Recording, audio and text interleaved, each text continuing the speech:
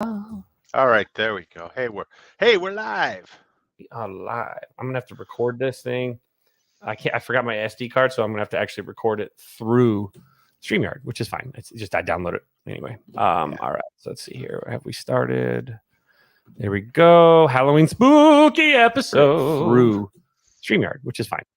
Wait, I do that. Spooky. Hey, I hear some reverb. Yeah, that was the broadcast. That was okay. Cool. All right, let's go Twitter for the Tainted Glove.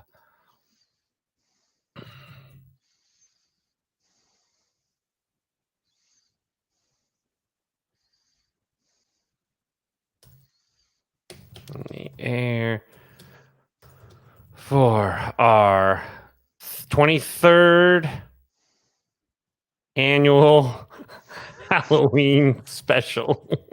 There you go. Talking Bears, White Sox, ahoy, Brian, and all sorts of nonsensical jibber jabber, spooktacular jibber jabber.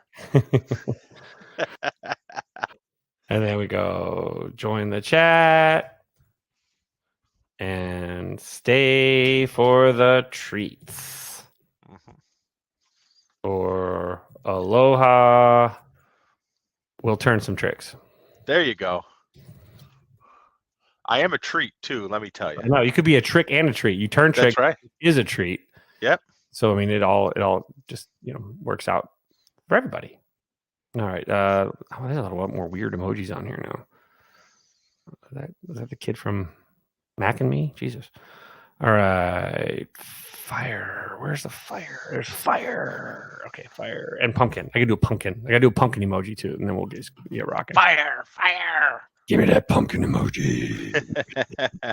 I'm talking like Dr. Claw. All right, jibber jabber live on the air for 23rd annual Halloween special. We're talking Bears, White Sox, Cubs, and all sorts of nonsensical jibber jabber. Join the okay, and then we just share the holy Chicago. Shadoobie. Like, oh no, what did I just do? Oh, I'm an idiot. I forgot to actually link the actual YouTube. Smart fiddler. Timmy. Way to go there. I know, what a dick. All right. Nobody even knows we're on. We're just like kind of. Oh, we got some people. We got some peeps. There it is. Now we can do it. And then jib jab, joob job, jibby job, Jimmy John. Jimmy's Johns. I hate those commercials. They're kind of funny. The Jimmy's John's commercials. And with Brad Garrett's kind of funny. He's terrifying. Going to a stand-up routine here in town. If you go to the bathroom, you're so screwed because he's just going to make fun of you relentlessly. Like me and my buddy almost actually peed our pants because we were like we drink a lot of liquids and we were like, I gotta go. He's like, I gotta go too. I'm like, I'm scared to leave. He's like, I am too. I don't want to get made fun of because he's wicked mean, hilarious, but. For All Hallows Eve. Tune in. Smash the like button as if it's your crappy neighbor's ugly pumpkin. And annoying kids. And crush their children's skulls like the Terrifier. There we go. There you go.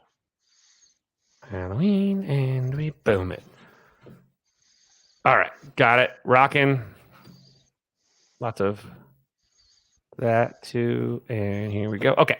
And let's go to the brand. You ready? Yeah, let's do it. Let's rock it. 5, 4, 3, 2, 1.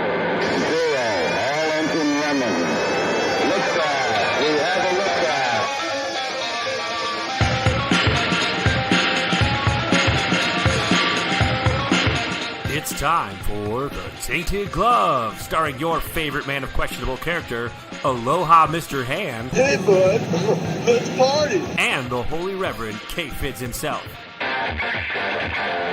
It's go time, so grab a beer, grab a bite, and settle in. It's time for The Tainted Glove.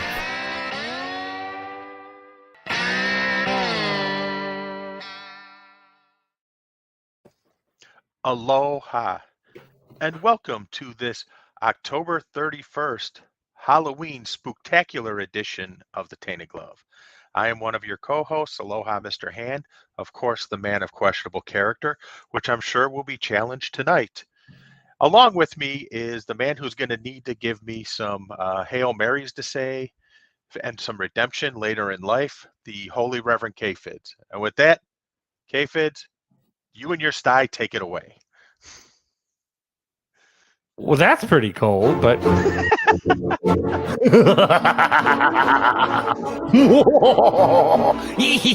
know. I don't know. Hey, welcome everybody. Thanks for tuning in tonight. Nice psycho music there. I like it. It is. It's a spooky special. Spooky special. I mean, if you could say spooky special at least 3 more times in conjunction with this, you have won. The grand prize. Oh God, the grand prize game of Bozo coming to your house and throwing you into a bucket like the Terrifier. So his name's Art the Clown, by the way. I don't want to insult him because he might show up with his honking horn and go meep, meep, and kill you. But hey, thanks for tuning in tonight, guys. We really appreciate Or it. it could be worse. Andy the Clown can show up. It could be, or it could be, it could be. I don't Ronnie, woo! Ronnie, woo! know. That one, I'm not sure of that, or Mr. John the Clown, who is from. Never mind. That's our favorite Chicago friend. Anyway, but welcome. We got a lot to talk about tonight. Thank you again for joining us. We are stoked that tonight we can pretend to do a podcast while we ignore the children knocking on our doors and ringing our doorbells. So if I do disappear out of here, it's because the kid's being an asshole and they're on my ring and they're not taking no for an answer. Look, I left them a pack of cigars out front. I left them a lighter and a cigar cutter. I said, take one apiece. They should be fine. I don't know, but the meth is underneath the chair, so hopefully they take one of each at least. But See, you made it too complicated. I just did the simple thing. I stole a duffel bag full of little Bacardi bottles from Wally Money. that I works. just left them on the porch. That's good. I mean, well, I did leave a bag of syringes. Is that okay? Oh, there you go. Okay, good. They're not in the apples. And I put a lot of marijuana in there. The marijuanas. There's a lot of marijuanas in their Even better. because that's what weed smokers want to do, is give away $50 in edibles to one kid just as a joke. That's what everyone wants to do. Everyone wants to burn their weed. Wait. Anyway, so welcome. We're going to talk about some Bears first. You're going to open with Bears because it is Bears season. And then we're going to talk about some White Sox stuff. Obviously, with the Bears, we're going to talk about some big news that came out today. Roquan Smith traded. Robert Quinn traded a couple days ago. Justin Fields, progress report. And then where the Bears are going to maybe head from here. But then we're going to jump to White Sox, talk about the managerial update and the chaos that has ensued. There's like a bad penny that keeps showing up, and there's a bunch of new names that keep popping in. And we all know it's going to be Lou Brown, formerly of the Cleveland Indians. Exactly. We'll talk a little about Jose Abreu news. We'll talk about the Cubs a little bit. Marcus Stroman had an interesting Sabbath yesterday.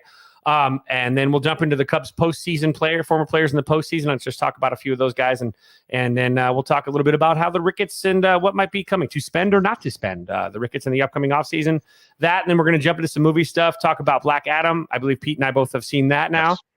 Talk a little bit about the Terrifier 2 review. Promise you won't puke because nobody did. That's full of shit. And then we'll talk. I might even just play the video of my recent Till review. Really powerful film. Talk maybe a little House of the Dragons, maybe a little Andor, maybe a little Jedi. We're going to talk a little bit about the collector's corner that Pete's been throwing down a little bit. I do want to talk a little bit about our YFI MLB PAA golf tournament and the 50-50 raffle that you guys can join in. And we got some wrap-up stuff that might be a little bit weird if your name is Al. But that and more. So thanks for sticking in. You can call me Al. Well, that's a totally different Al. That's a Paul Al. This one's a weird Al. But anyway, so stick around, hang in there, and let's get right to it, shall we? All right. Let's do this. So in the last couple days, let's see. Let's start with last Monday. The Bears put up, without question, their best effort of the season in absolutely throttling the New England Patriots. Throttling to the point where the Bears took a knee at the end of the game because they ran the score up on them so much. It was an impressive performance from beginning to end. It got a little scary when, what's his name? Zeppo, Harpo, Chico, Zappy came in for New England and got him 2 quick touchdowns to give him a 14-10 lead. But after that, it was all Bears all the time. Absolutely. You know, they called it Zappy Hour, but let's be honest, Zappy Hour is really like showing up at like 5:50 p.m. for Zappy Hour, which means you got 10 minutes. You get a couple shots of beer, and then you know what? You spent your load, and now you're back to regular prices. Zappy Hour ended after about 10 minutes, and then it was all Bears, all monsters, really, all monsters of Midway in a Halloween theme. Woo, is Monsters of the Midway really showed up and spooked everybody.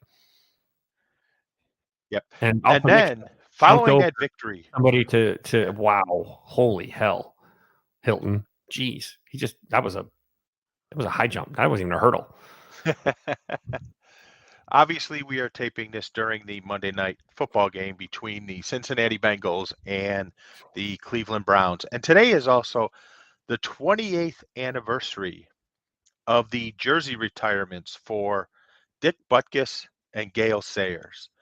I remember this because I was at that game. It was Halloween night, and it was miserable. It was miserable score-wise. It was miserable weather-wise. Just an overall, it was against the Packers, of course. So this is Brett Favre in his prime, just mowing the Bears down. This was 31-0, correct? 31-0? Something like that. I mean, most of the people left after the ceremony for Butkus and Sayers, to be completely honest. And I wasn't far behind those people, let me say that. But I just remember that because it was on Halloween night. And so the high point of the season was achieved at the end of the New England game with the way the Bears came out and performed against the Belichick team. A few days later, was it Thursday or was it Friday? The news comes down that Robert Quinn has been traded to the Philadelphia Eagles for a 4th-round pick. More details came out about the deal, and the Bears paid most of the freight for Quinn to go to Philadelphia for that 4th-round pick. And then... This year only, though. This year only. Correct. This year only. Yes, that's correct. Off the book. Then comes yesterday. The Bears go to Dallas, and before you're even comfortable in your seat, the Bears are down 21-0. Come back, score a touchdown, then it becomes 28-7. Somehow, it looked like Dallas let up, to be completely honest with you. The Bears come back to 28-23, and that was all she wrote because Dallas took off from there and finished with a final score 49-29. Now, one question that you had texted the group chat, which I think is really, I never even thought of it till you sent it, was did Quinn matter that much with the way the defensive line was being destroyed by Dallas? Did Quinn matter that much? Well, there's something to be said for it, but the good news just keeps coming. So about 2:30 today, I want to say, the tweet comes out, the Bears have traded Roquan Smith to the Baltimore Ravens. So Roquan is now gone. And about an hour ago, there was a tweet from somebody, I can't remember who right off the top of my head, that said the Bears and Rams are engaging in conversations on David Montgomery. Mm-hmm. So you still got, 12 hours before the trade deadline hits? 14 hours, something like that. So David Montgomery may be gone too. Now, why this is key is because if you look at what the Bears are doing for 2023, they are accumulating draft picks. And I have to get my phone because I took a picture of this just to make sure I remembered it. Because somebody sent a display. I did, yeah. It's 1 first, 2 seconds, a third, 2 fourths, 2 fifths, and a 7th for the 2023 NFL draft. Yes, plus 123 million in cap, something like that. So here's the catch. The good is the Bears can possibly get good real fast in 2023. The bad, they're going to be really bad the rest of this season. You better buckle up because it's going to get ugly. But the encouraging thing out of all of this is you may have something in Justin Fields. My concern is, while I think you may have something in him, I hope that something can stay upright and standing up with the assault he's going to take from defensive lines for the rest of this season, especially if Montgomery's gone. It's going to be a free-for-all for him. He's going to be running for his life. Yep. That's going to be what do we want to call it? What's the word? Dire. I think dire would be a good thing. But you know what?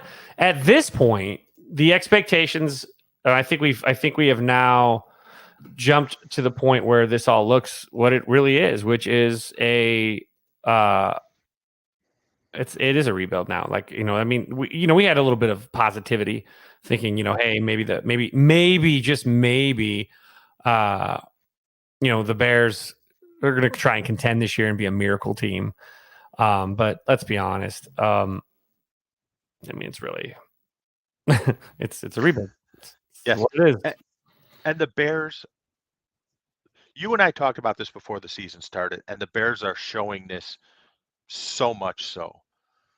The Bears can stay in games with teams, but they will lose those games because from a talent level, they just don't match up. That's the reality of the situation. And yes, the Bears are losing. They're 3-5 right now. But I will say I am more impressed with this 3-5 Bears team than that hunk of shit we saw last year. And the reason being is because they are much more disciplined. That's number one. You're not having them call timeout with 2 minutes into the game because they don't know what play to run or they can't get it in time, whatever it may be. They are much more disciplined. No stupid penalties, even though there was a stupid play yesterday on the Parsons interception where all Justin Fields had to do was tap him as he went flying over him and he's down. Mm-hmm. But Fields, being the athlete that he is, totally missed him on the high jump. Too much athlete. It was impressive, don't get me wrong, but it did the Bears in because that was just a free 6 right there for the Cowboys. Yep.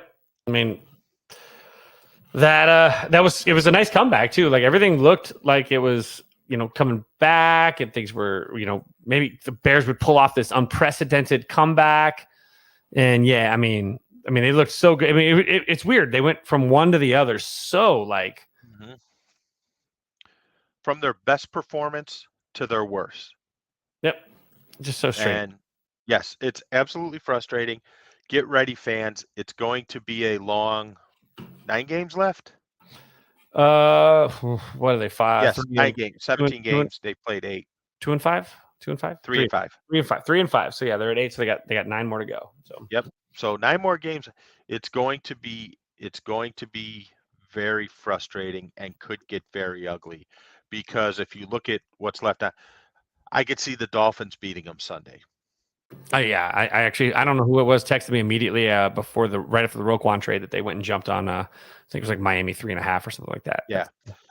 Then they play the Lions in Chicago. That game to me is now a toss-up. Mm-hmm. After and depending on what happens with Montgomery, I think the Lions may be favored if Montgomery's gone. Yeah, not really. I don't think Montgomery's going to make a big difference. I think the way Herbert's been running, Herbert is a hot commodity right now.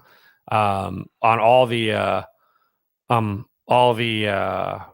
what's it called? Whatever you want to call it, all the pundits, if you want to call them that, whatever they're called, they've been touting him quite a bit. So it might not be, I don't think they're going to lose much. I think in this rumor that I heard, I'm not sure if you guys saw that too. The rumor that possibly that Monty's going to the Rams for a pick or two, and for Cam Akers coming back. Mm-hmm. I think that's a push. I think that Herbert deserves a chance to see. He was pretty good last year as the guy when Montgomery was hurt. He's been good every time Montgomery's been hurt. I don't know if his body can handle all of that punishment because he is more of a little dude, not a bruiser. But you know what? I mean, he is a better Tariq Cohen in a crazy way. This is what Tariq Cohen was supposed to be, but I think that he can handle a good deal. You just need somebody else that's going to wear some of the punishment, and I think you get a Cam Akers, a guy with a pretty decent upside. The guy's talented. He's just, I don't know what the deal is. I think the Rams are just a shit show is what the problem is. So you may be getting a guy that's just like, get me the hell out. And Mister, get me out of here. And then the Bears, and then he plays really well. So we'll see. We'll see how that kind of plays out if that happens. But I would love that. Again, look, Monty, great. I wouldn't hate it for my fantasy team because that means then because I have Montgomery and I have Herbert as his handcuff. I would be very happy with Herbert getting all the Bears carries and then Montgomery now becoming the RB1 in LA or with the Rams. I would be happy. I can't complain about that. But the Bears have a lot of draft picks, a lot of cap space. By the way, you brought up that Packers game, that Bears Packers game in 1994 on Halloween night. Yes. I will always remember that. That's the night that I decided that Brett Favre is Satan. I was actually in Mississippi. My great grandmother had passed away, and we had just gone to her funeral. And me and my dad sat in the hotel room. And I remember this because it was, the weather was horrible. I think that night there was a plane crash. 68 people or something like that died. American Eagle flight from like Roselawn to Roselawn because it had to because Chicago's weather was so bad, it had to go to a holding pattern and like something froze in the plane and it crashed tragically. So like it was just a night, and I'm like, okay, well at least the Bears, they could kind of kick they were in the New Jerseys. They could kick the Packers in the teeth. And then Brett Favre, I think the final score was, I thought it was 31-0, I think, but it was actually 33-6. Did they score a late touchdown or like a? It was bad. Bears were humiliated. It was over at halftime. 27-0 at halftime. Okay. Or no, in the third quarter, excuse me. And Eric Kramer was benched, and Steve Walsh, the great young quarterbacks, came in. And that was a rough night for me. I hated Brett Favre from that point on. I was supposed to get some comfort from my great grandmother passing because on my dad's side of the family, she was like my grandma because my real grandma died before I was born. So it was like a really sad moment, and this and that. And I was a junior in high school, I think maybe because I think I was dating Beth Jets. No, I was a senior in high school actually. And so it was rough, man. That son of a bitch. That was when Brett Favre became the devil, and then now he actually realized he actually is the devil. He's a horrible human being. But the Bears themselves, the game Sunday had a feel like that too, where they was just like, they felt like they were going to get a bit boat raced, and they really did a great job of battling back. Justin Field, I've said this a few times, like the way he's performed a little bit, some of the decision making I had some question marks with over the last couple of weeks, especially since they've finally catered the offense to his strengths, and which allows him to get in a rhythm and allows him to feel comfortable. I've gone from going back to being on the fence about Justin Fields to now, being back on the bandwagon of this guy has some serious upside, and he could really be the Bears quarterback of the future. He could very well, if they call a game like they have been the last couple of weeks, Luke Getsy has done a fantastic job of adapting. I think that this is probably more than anything else I've noticed with the Bears just all season compared to the last couple of years, especially with Matt Be Yourself Nagy. The Bears adjust so well. And in the past, it was great opening drive game script and then nothing creative. Like you're the coach from Waterboy and you're scared of the guy on the other side. No one's taught you how to visualize yet. With these guys, it's like they almost are out there just kind of throwing a little bit of like jab, jab, jab, tapping. They're like velociraptors, kind of testing the security vulnerability of the fence. And then in the second half, they go in there and then they make these game plans up and they come up with some more solutions.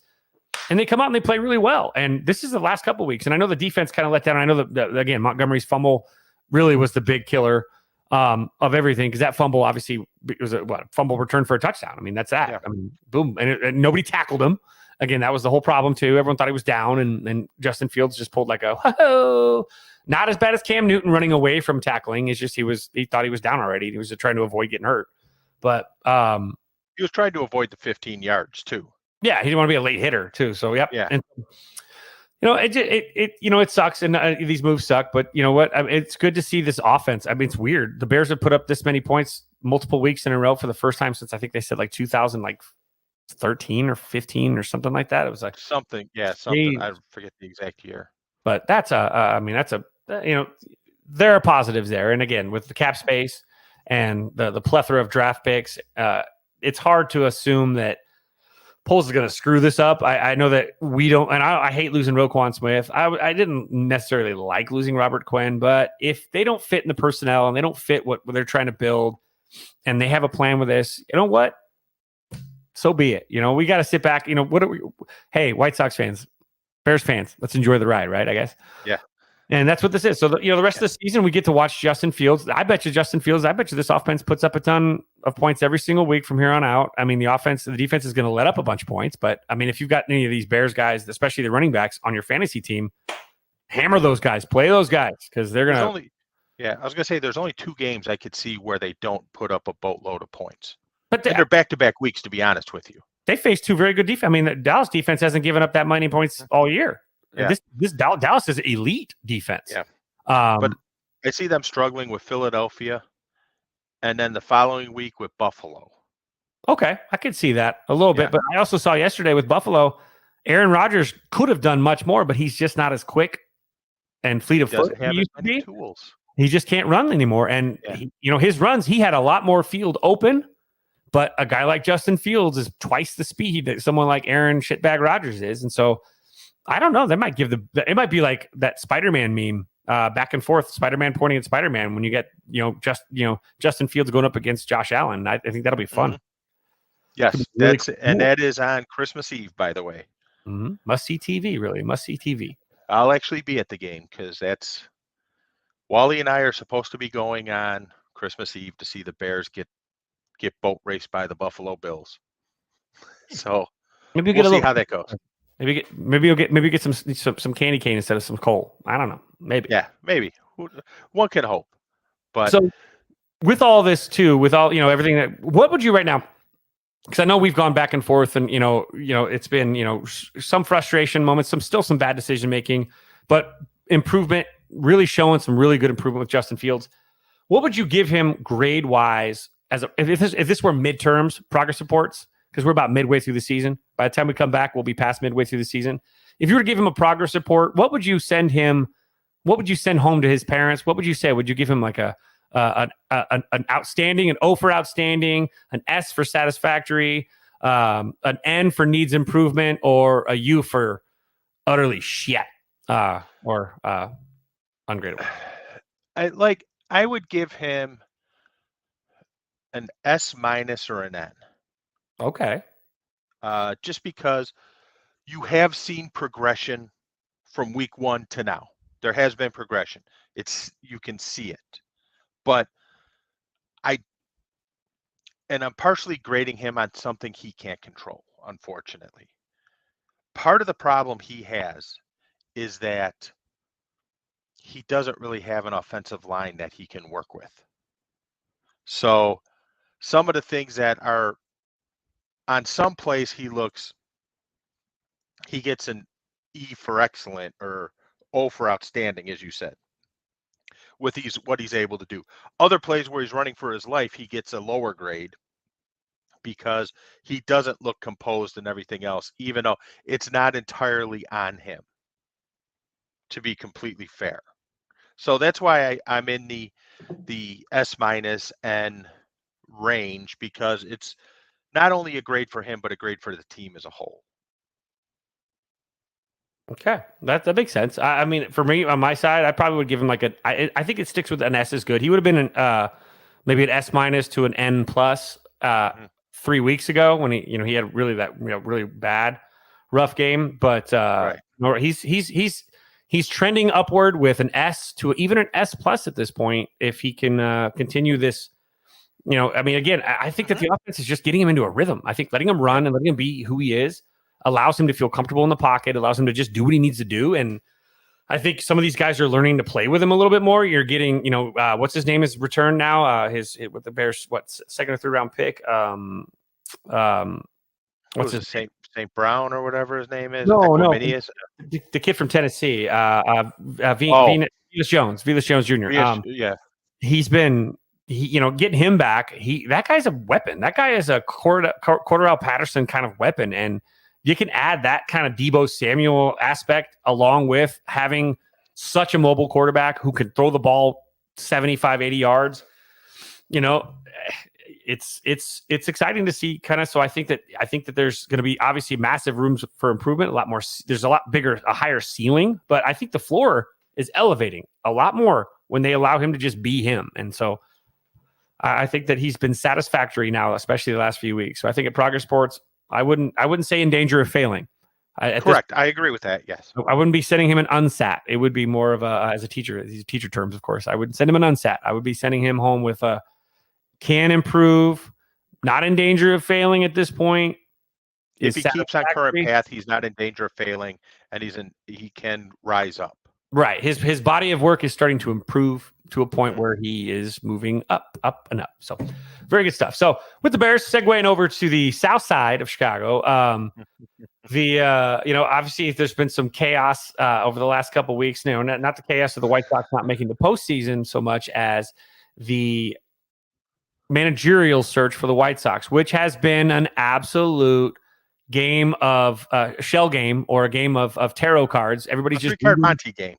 I don't know. Everyone's just reading them like tarot cards, just reading the tea leaves at this point. It's a disorganized cluster that is emblematic of the dysfunctional fucks that they truly are. Sure. And so to set it up for you guys, those of you guys that are not really familiar with the situation, Espada, a bench coach for Houston, was reported as in, and now he was reported as out. Ozzie Guillen was reported having 2 interviews, even though one was just a conversation, not really an interview. And then all of a sudden you've got local media, Chicago media, plugging for their guy, who they're going to, of course, turn on in a couple of months, into the season. They want him because they know it's great clicks. They don't want Ozzie because they think he's a good manager. Let's be honest. They want him because when he fucks up, they'll be able to jump all over it. Great clicks. Losing builds viewership better than winning. Plus, he's great. He's great clicks. He's great quotes. You get one nugget out of him every day. Mm-hmm. And so then you've got other people that were been reported today. Pedro, is it Grifol? Kevin Long from the Phillies, Carlos Mendoza from the Yankees now, and again, jokingly, Lou Brown of the Cleveland Indians. Oh, I don't know. I got a guy on the other line about some white walls. And don't forget Morris Buttermaker. Right, and he's just drunk. I mean, he's passed out in the dugout. But we just had him. So all of these things, it's been a kind of thing. Ozzie Guillen's like the bad penny that just keeps turning up. As we kind of move into this, and I know that I'm going to go ahead and let you go, B, because I know I keep giving you shit for being pessimistic about all this because you're just so traumatized by the White Sox organization and how many times they like to just, instead of doing what makes most sense, they do something that just is like, really, again, they don't learn the lessons, which Guillen would be the lesson that they didn't learn. Mm-hmm. For you, where are you at? What are your picks? Who do you think it's going to be? Who do you want it to be? And how do you feel like the choice that you want as manager will improve upon everything that just occurred this past season? And no, Brian Dennehy and his hairy shoulders are not invited. I watched in Chicago in the movie Gladiator. He's a bare knuckle fighter. No, just kidding. Yes. So let me start with who I wanted as a manager, and the who and the what and the why are all tied together. I wanted a manager that had no ties, no affiliation, no relationships, nothing with this organization. I wanted the proverbial clean slate, fresh set of eyes to look at this and do something about it. Because let's face it, they are, by all measures, a completely dysfunctional car wreck of an organization. They really are. And I wanted someone who came in, who had some substance behind them. And I say that term because I'm going to get to someone in particular with that statement, who had some substance behind them, where you could say, okay, this person knows, this person's been around winning. This person's seen the sacrifices that people have to make to win. It's not something you just walk in and happens. It's hard work. It's taking extra BP. It's taking extra fielding. All that stuff that you could see the White Sox just didn't do. And if you think they did, you're wrong, because if they took extra fielding, their defense wouldn't have been as atrocious as it was, because they would have worked out some of those kinks. If they took extra BP, their batting approach, their results would not be nearly as bad. Why? Because they would know what to anticipate better. So I wanted someone with a fresh voice, a fresh set of eyes, a fresh vision to come in, clean house in the coaching staff. And I want to talk about that too. Clean house in the coaching staff and just build from the, do a complete tear down and rebuild of the coaching staff. Now, whether or not that included cats, I could care either way, to be completely honest with you. But now who I wanted, as you know, there was one name I was praying for that never happened. That was Eduardo Perez. That never happened. We've never heard about him getting an interview or anything else. So I'm putting that one in the never happened, never going to happen category. Never gonna happen. Never gonna happen. Never happen. So then moving on from there was like, okay, get Joe Espada. Yes, the Houston thing. I've maintained all along, Jerry Reinsdorf will never sign off on somebody that was involved with Houston. Yes, Espada wasn't there in 2017, but he was there in 2019 with the allegations of the wires and the buzzers and all that other stuff. And Jose Altuve doing this act when he hit the home run to win the AL pennant because he didn't want his jersey ripped off and all that stuff. I wanted Espada, but as I told anyone who would listen, Jerry's never going to sign off on Espada. It's not going to happen. And people get upset. How come Jerry's involving himself? He signs the fucking checks. Deal with it. You may not like it. Too bad. He signs the checks. He gets the final say. That's the way of the world. Deal with it. If you don't like it, go root for another team. And I got grief from people saying, you have to understand that the White Sox are run as a business, not as a baseball team. So you have to look at their decision-making from a business, not a baseball perspective. That's why I think it's Ozzie. I still think it's Ozzie. And I know you had made mention earlier about, it wasn't 2 interviews for Ozzie. It was an interview and a conversation. Has anyone else had that conversation? No one that we know of. We also didn't know that Mendoza had an interview 13 days ago with the White Sox until just now. Which tells me he's out. No, it just means that he had an interview 13 days ago, and right. But I would think if he was the candidate or if he was the one, they would have already pulled the trigger on it because they had the time to do it. But see, this is where I disagree with you on all this, Pete. I think that if it was going to be Ozzie, they would announce it before the World Series, generate a lot of positivity with some of the. It wouldn't have generated positivity. That's why they're waiting. Yeah, I think they want to do a Friday afternoon dump. I think they're waiting because the guy that they want is still coaching right now. Period, and that is Kevin. And again, they can't announce anything till after the World Series is over. Even though the Royals broke. The Royals did. Today. Well, yeah, the Royals did yesterday. They're a shit organization. So I mean, well, who are we talking about? Well, and I know, but hey, perhaps I know this does not jive with how you feel. Perhaps, just perhaps, Rick Hahn and Kenny Williams learned a lesson and are actually doing what the Cubs do very well, which is keep everything in house. This is actually a good thing because there are no leaks. There are none. The only leaks are coming from Ozzie, which is proof that he shouldn't be the manager because he's the guy out there tinkling around and dropping his leavings everywhere with all his buddies, whether it's Fergie Jenkins or whether it's Cap shitbag. All these guys are Bruce. They're all stumping for him because he's out there feeding it to him. We know who the Ozzie source is. It's Ozzie and his kids. Now, all the other people are doing what they're supposed to do, which is shut their mouth and wait until this thing's over. And I really do. I honestly, I think there's a 5% chance that it's Ozzie Guillen. And I think that there are better options out there that have a higher percentage chance of this. And I think it's your trauma that's speaking. It's not actually reality. And I think reality is it's going to be Kevin Long, Griffall, or Mendoza, period. It will not be Ozzie Guillen. I'm going to say this on this show. And if I'm wrong, you guys can come back to jump on me.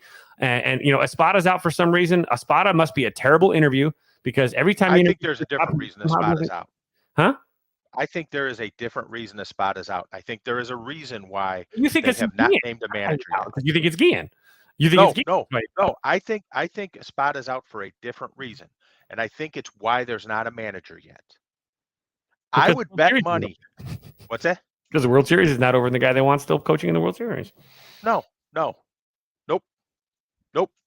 I think that may be the case, but I think Espada is out for a very specific reason.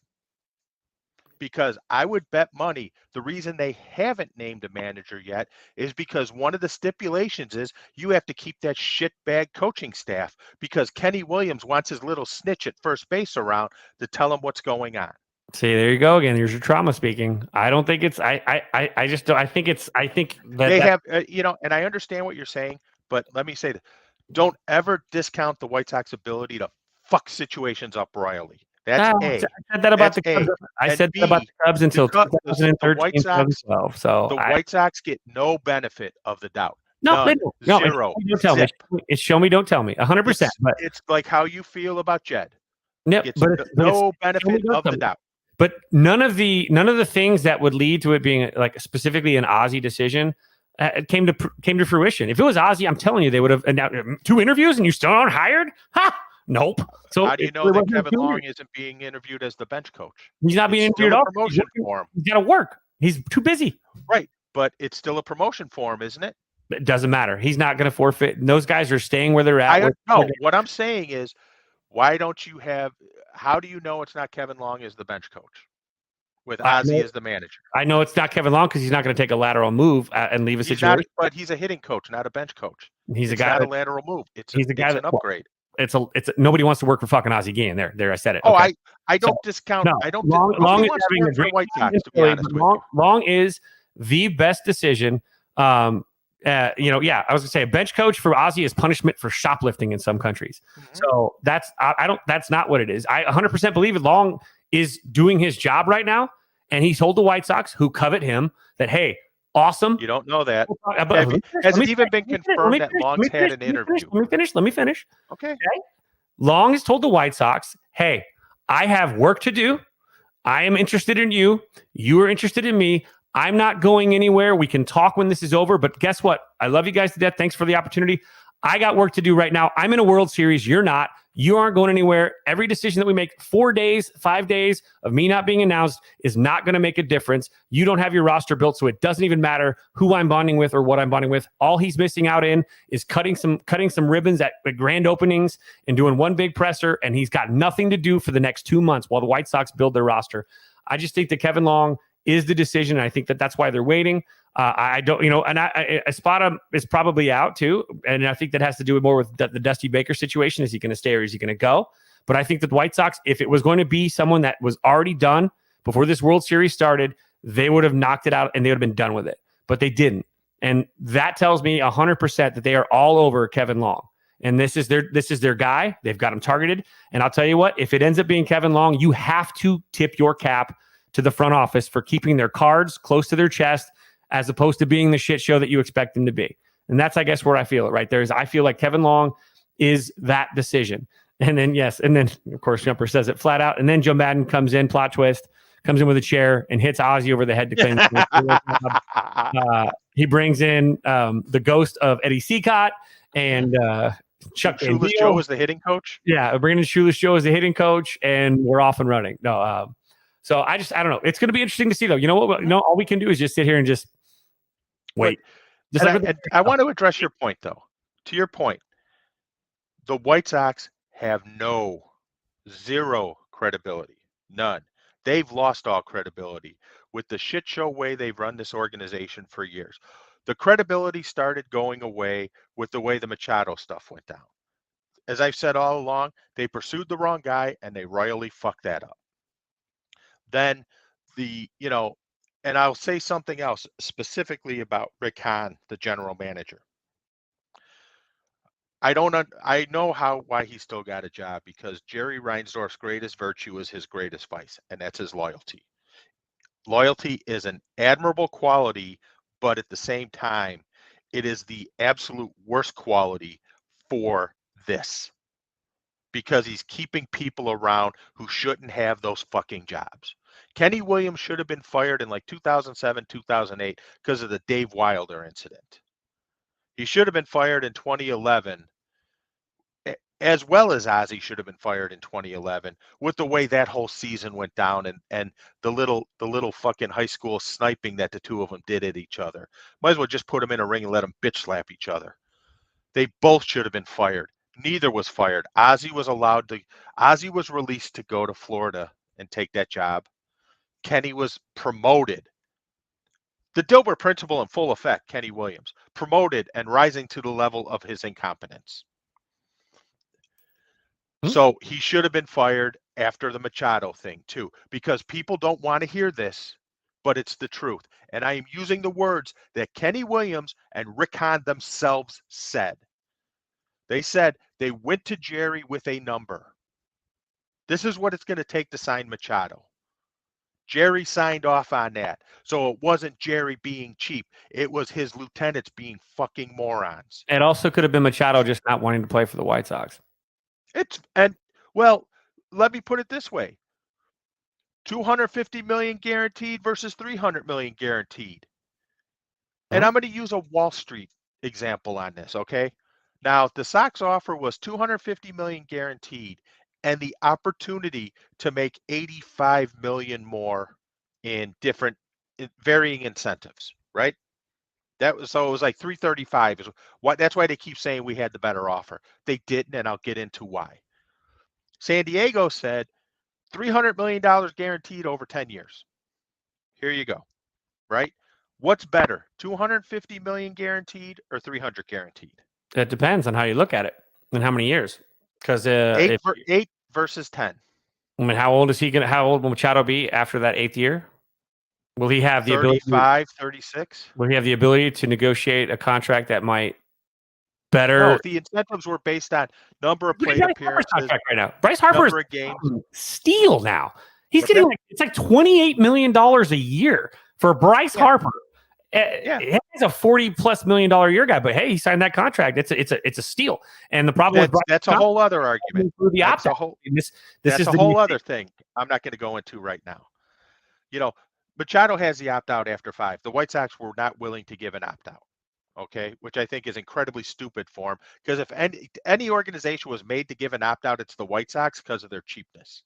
But they would get out of long-term deals. Somebody, but as long as they possibly can, so they don't leave when they don't do their jobs. They want the guaranteed every time because you're stuck with them. Right. You can't leave. Right. It's like Hotel California when you sign with the White Sox, guaranteed 10 years. You can check out, but you can never leave. Never leave. Yeah, but so I'm going to use a Wall Street example for the Machado thing.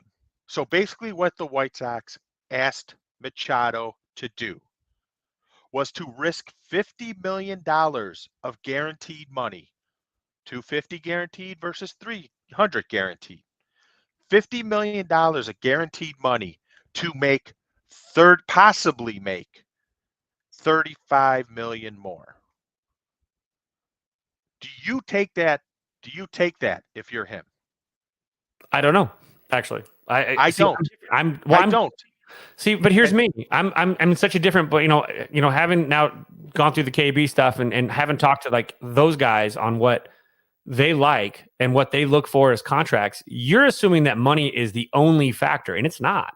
I disagree in this case because everyone and their mother knew if it was $300 million, he was signing. That was the number. It was widely reported. Everyone knew it. That was the number that was reported for Correa too, and he didn't. So right, but that's the number that was reported for Machado, and that's what he signed for. So you have a 50% chance of that actually being the number. But answer the question: Would you risk the $50 million guaranteed to possibly make 35 more based on incentives that you don't have direct control over? I mean, if you're betting on yourself and you have confidence, yeah, but it depends. But again, no smart businessman would do that. Now, but this is the numbers were flipped. Baseball player, this is about someone's performance, and I think that the numbers were flipped. Pete, I would actually say that actually is not correct because a really good salesman will actually take those types of deal because they have such confidence. But they don't have control. They're going to take there. They don't have control over the incentives were based on number of games played, number of at bats, something that he does not have direct control over. They could sit him out of the lineup. But you don't know. You don't know it was the at bats and all. Like we don't know any of those details. So this is you just going off. Yes, we do. So they thanks to Kenny Williams. Yes, we do. Kenny Williams said that they offered him $35 million in escalator incentives on the contract offer for $200 million. No. Kenny Williams, it was $250 million guaranteed and $85 million in bonuses based on meeting certain parameters, So Kenny such as confirmed games that. played at Kenny bats, said that things of that nature. Kenny said it was a $250 million offer with $85 million in bonuses, Yes. escalators. He actually confirmed that. Yes. He did. Yes. I was unaware that he did that. Well, again, I will tell you right now, if I didn't want to play for the team, I would not take the offer. But if I wanted to play for the team and I saw an extra opportunity to make a couple $35 million by performing in some way, shape, or form and betting on myself, I'd probably take that. I wouldn't take it, and I'll explain why. Because I also think you're risking from a business perspective, you're risking $50 million to only make 35 more. That's not a good business equation. I don't know. Flip it, 335 and maybe you do. I don't know. 335 is a lot higher than 300 million. So there's a max option. What's higher, 250 guaranteed or 300 guaranteed? Yeah, but you're talking about guarantee. I don't care. I'm not worried about the guarantee. You're worried about that means that you think you're not going to be a very good player in 6-7 years. But again, So you can't control. You don't have control over the options that get you those escalators. Were they only team options? They were team options only. No, they were based on number of at bats. No mutual things options he can't included. control. No mutual options included. No mutual options. It's No only number of at bats, number of games played, things of that nature. Performance metrics that can be monkeyed with because they can hold them out of the lineup. Yeah, I still go for it. I wouldn't. I know. It's a bad business decision. I'm the guy that also likes to play a little bit loose at the table when I can make an extra $20 instead of making $5. I'd like to try and make 50, and if I risk that 5 and I lose that 5, well, fuck it, I get it. But also look at it this way: he got an opt out in 5 years. So yep, he got an opt out. See, this is where after next year he can opt out and make more money. If they failed to give him, there was no opt out. If they failed to give him an opt out, that's a failure. But that's a failure on most front offices, including the Cubs, most of the time. That's a big part of these contracts that these guys want. He would have probably taken 250 with opt outs, than 300 million guaranteed without opt outs. To be honest. No, well, he has 300 million guaranteed with an opt out. Yeah, he even got both. But anyway, so that's that's your opinion versus my opinion. I do know that people that are saying, hey, you might make a little bit less money, but your what's the word I'm trying to think of? Your quality of life. Your commission is higher if you perform. I know a lot of businessmen that would actually say, I'll take the commission risk. Let's go for it. But that's a Vegas thing. Maybe, I don't know. But see, they have control over the commission thing. Not really. They could tell them to stay home their boss could say, stay home. You're not working today. You don't get to work the line. They can still go out and work. They told them, maybe they tell them that you can't use our resources for the day. I mean, they can pull that shit. Anybody could pull that shit. And he could sue them for it because if he can willfully prove that they're sitting him, even though he's healthy, he can sue the shit out of them. So there's also that. But why go to that point? Well, but aside from that, let's not get into that's events that happened 3.5 years ago. The Padres outbid the White Sox, and Machado didn't want to play for the White Sox, and neither did Bryce. So they were already uphill battle there. And unfortunately, it didn't work out. Yeah, they could have blown their socks off and found a way to get them, but again, San Diego is what it is, and Philly is what it is, and those guys were drawn other places. I know that Bryce wanted to play for the Cubs. There was never a comment of him saying he wanted to play for the Sox. But he was going. I disagree because there is video of him talking about deep dish pizza. Yeah, playing for the Sox. I know he talked about deep dish pizza. I remember the whole interview because we used it on the Pinwheels. It was fine. I know what you're talking about. But Bryce was with the Phillies. Bryce was on the Phillies, as I reported at the beginning of December of that year, before the White Sox had their day where they put Bryce Harper's picture on the scoreboard. I was making fun of that a ton because we already knew here through the and you can timestamp. But also, okay, you already knew that there. Everyone knew Machado. If you offered him $300 million guaranteed, he was signing. Same principle. Okay, well, that could be a little bit more closer to that. So that's probably a little bit more of a reality there. But they offered him $335 million. Yeah, Harper. Yes. No, the White Sox technically offered him $335 million all told in a salary contract, guaranteed. But see, but they offered him $335 million. I mean, and that's the argument they use. They said, "We made the better offer," but they don't. But everybody goes, "No, you didn't," because of the 250 versus 300. But guaranteed money is not all of it. I mean, how many? So, again, what did this team option and bonus system look like? Because I can't really judge if it's a team. It was based on number of bats. It was, It was performance metrics, number of at-bats. Team option, no, even Yump's got it on there. He had guaranteed $300 million, guaranteed plus $85 million in team options and bonuses. So the bonuses, I can see those being one thing, escalators. But I can also see if there are team options for additional payroll based on performance metrics. Do you know that? I mean, honestly, like you're saying, what the hell is performance metrics? Please define that. Number of at-bats per season. Not a performance metric. That's just yes, it is. According to the White Sox, it is. That's the point. Those are the only things. So the team options. Well, then what's the point of calling them a team option and bonus escalator if they're the same fucking thing? There's a team option. Because who are we talking about? The team option is. Who are we talking about? I'm talking about Machado. No, what organization are we talking about? But I'm telling you right now, you're telling me that the White Sox had an offer in place that said, we have a team option that will kick in only if you have this many at-bats and only this many plate appearances. Yep. I've never heard of that in the game of baseball, ever. Yep. I understand that as the bonuses and the escalators with the contract, but I've never heard of someone saying, if you have 300 at-bats, you automatically get a team option and you are kept. Like, that's weird to me. Like, and when were those options actually? Why was Dallas Keuchel? You're a 3. Why was Dallas Keuchel released this past season? Because he sucked ass and he was a dick. What? But why else? See, yeah, there we go, Brian. Is that a vesting option? Correct. And the question that I have is, when was this option? Was it option after year 1? Was it option? It was the last 2 years. It's an 8-year contract, so that means it was an 8-year contract with 2 additional years based on vesting options. So you're telling me that those vested options, you're going to say that the White Sox are going to try and hold him out of at-bats and plate appearances so they don't keep a guy who at that point will probably he's not performing, yes. Raking. If he's not performing, yes. Well, let's be honest. We know he's going to still be raking at that age. And the numbers, and you have to look at the numbers of what it's at. Does he average those number of at-bats per year to begin with? What were the at-bats? It was like 600. In a season? Yes. I don't buy that. Sorry. It was something ridiculous, I'm telling you. We don't know what they are. So we can say that we don't know what they are, and then everything else is more tinfoil hat. And to Brian's point, they kept those options tight to the vest. You know why they kept them tight to the vest? Because they were absolute bullshit. This is again the White Sox trying to do things to make themselves look smarter than everybody else.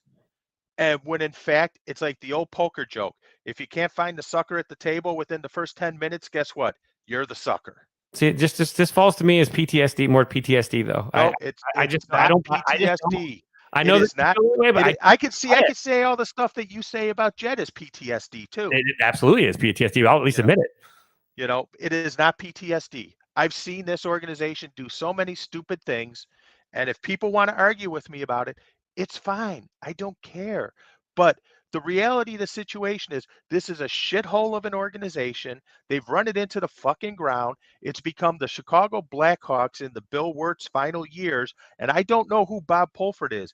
If Kenny's Bob Pulford, if Rick Hahn is Bob Pulford, or both of them are Bob Pulford. I don't know the difference. Further, I will say Rick Hahn should not have a job, and I'll explain why. This is a guy who can't read the market, and I can give you specific examples where he didn't read the market, and he even admitted it. So, hold on.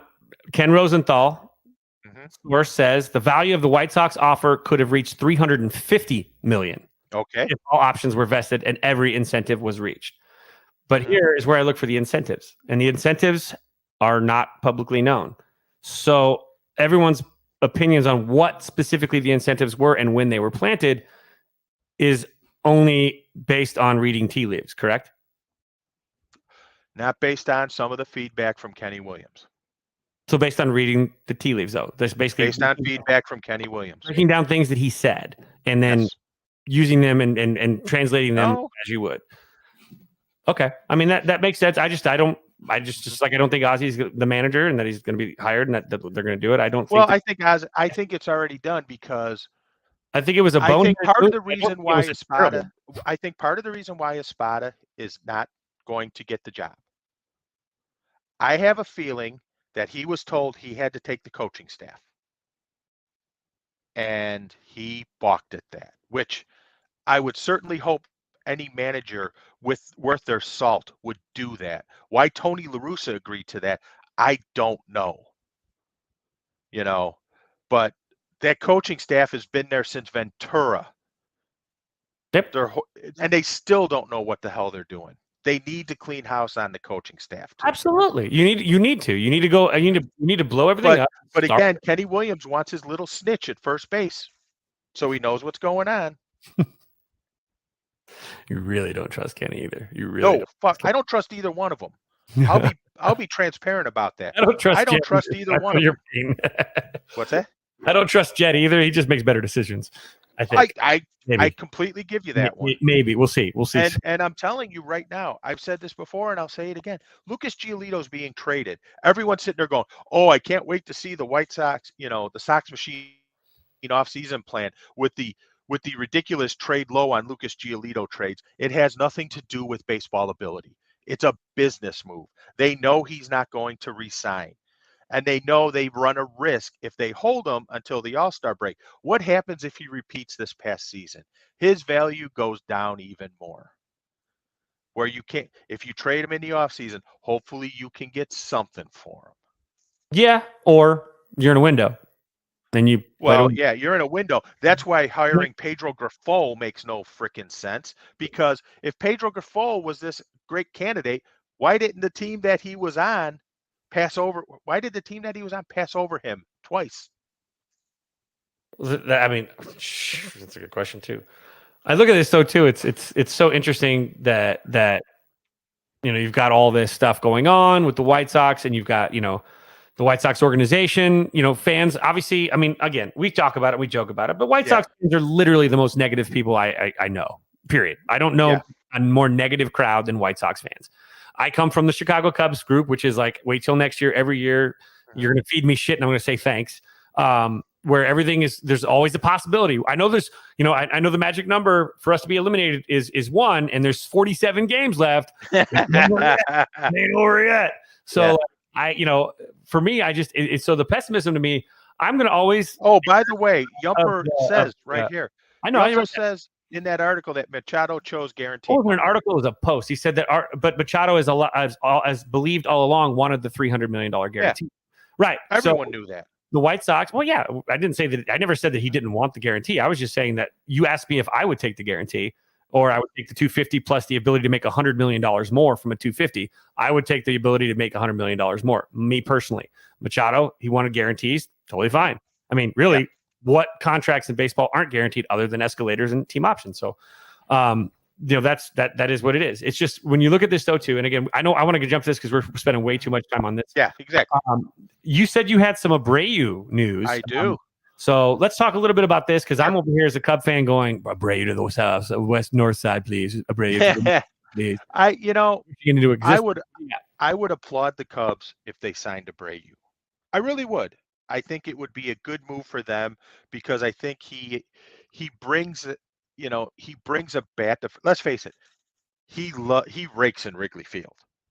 He absolutely rakes there, and I think he brings you some semblance of leadership, which for a younger team, the more the better. I believe you could say that you have, but I was given a team that was a dark horse candidate to pursue Abreu, and let me just say that if this is true and he winds up on this team, that Sox fans' heads will explode. The team wants to make a run. It's the Cleveland Guardians. Ooh, that would hurt. Yes. That would hurt a lot. Mm-hmm. Well, let's be honest, Yump. You bought season tickets with the White Sox. You've been drifting eerily close to the dark side of the force. So, whoa. You better come on back over here, though. You don't have to applaud him. Over here, Yump. Okay, getting close to those pale hose. And to my guy, yeah, dog. It's not pale hose before bros. Come on, that's the word of the blues. Come on. And to my guy, yeah, dog. Who's gonna win the NASCAR championship? Jeff Gordon. Does that work?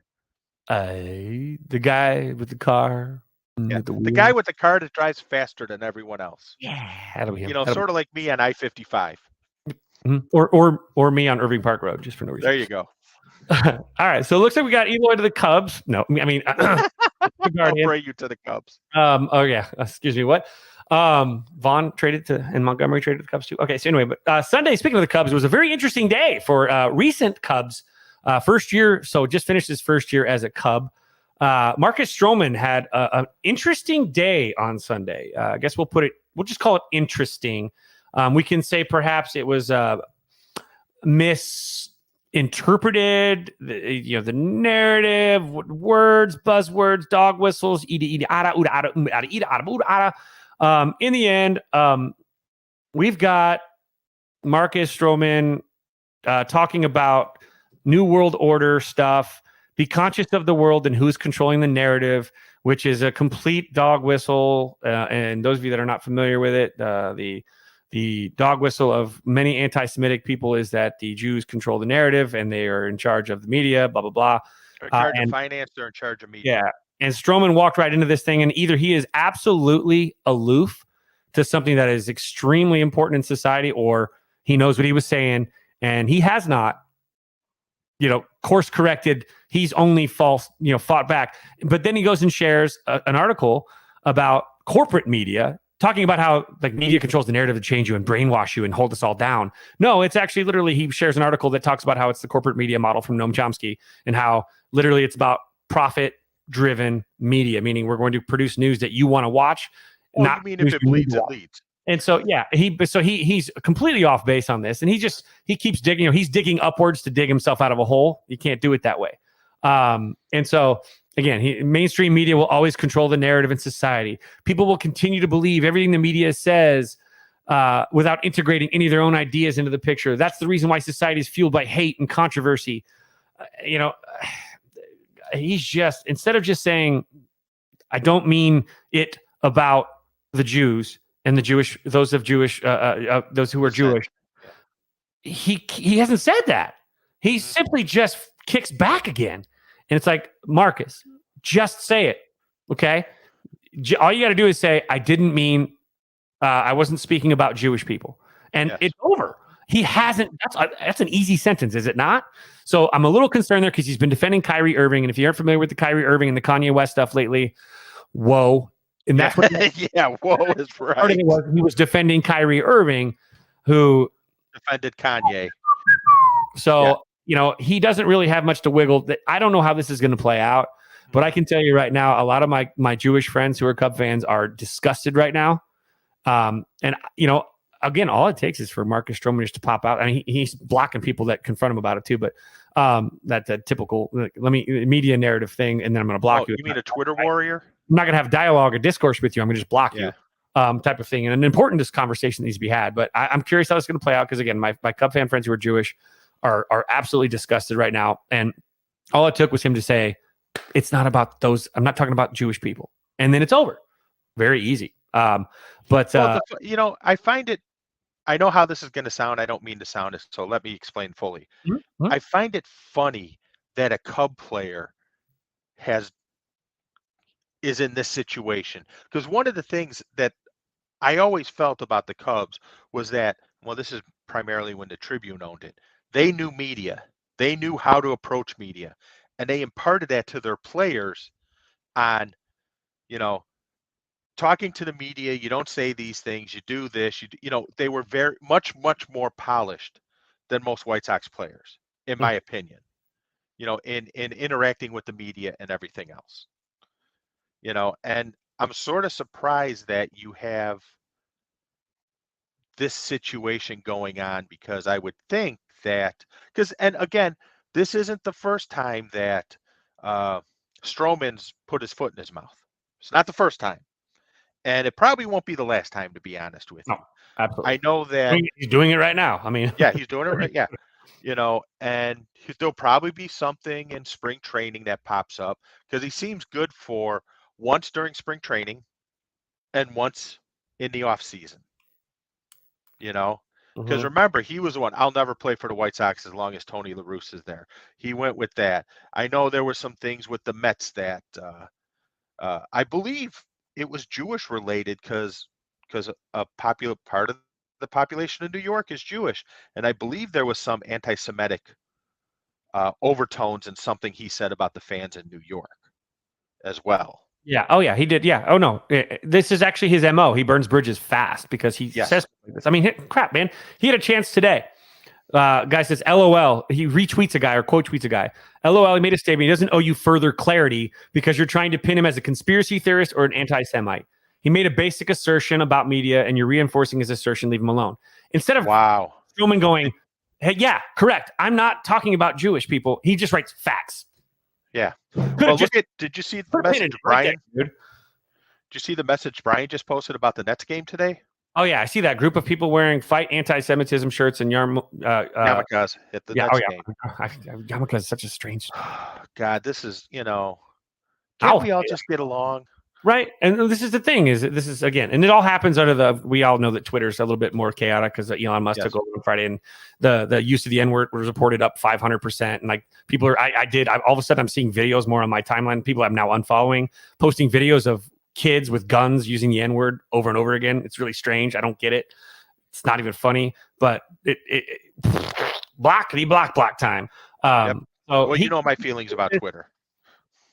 Right. Oh, yeah. Good point, Brian. Doesn't this sound like a certain former White Sox manager and his Castro on a team in Miami? Comments about Fidel Castro and a team in Miami? Yeah. I mean, Brian, you win the fabled Tainted Glove no prize for that one. Look, Strowman is a good pitcher. He has this reputation. Again, I'm familiar with I'm close with one person that played with him and was in the bullpen with him and in the clubhouse with him, and he says that he's his own person. Like he's not a dick. Yeah. Doesn't treat people like shit or anything, but he's there for him. He ain't there for you. You ain't gonna get any help. And that, Strowman is Strowman. You know what? Go out there every fifth day, but shut your mouth a little bit, or at least clarify. And this is where it's going to be a problem with Cubs fans. This is going to keep going because A, it's embarrassing for Cub fans, but B, I don't foresee White Sox fans letting us drop this. I don't see Cardinals fans in their blanket racism that they live in every day forgiving this and letting it go. It's going to be a constant thing, and it's going to be brought up a lot. Mm-hmm. And wait till he goes to New York. Yep, it's going to be brought up a lot. Great relationship with Mets fans. Yeah, that's true. Yeah. So, but oh my God, yeah, he's. I brought a pop to drink and I left it in the cupboard because I ran to go turn on the. My fiance's like, "Oh, were you going to drink this?" And it's actually in the cupboard. Yeah. Whoopsie daisy! I set it down. Cherry Coke Zero. I think it was because I wanted to grab the Malort, but I didn't. No. But we move on from this. Strowman. We'll see how this plays out. But it's been really fun in this postseason to watch. The Phillies. It's a tie series, is 1-1. In the postseason, it's been pretty cool just in general. We talk about the Cubs rebuild. These are just a few names that we've gotten to watch in the postseason. And I just wish I could play like a memorial song underneath this because in the postseason, you got Kyle Schwarber shining, Anthony Rizzo. That I Will Remember You by Sarah McLachlan. Yeah, here we go. Let's do that. Hold on. See if we do get. Yeah, here we go. See, it's like the dog commercial at the end of. Let's see here. All right, let's see if I can take the volume down a little bit.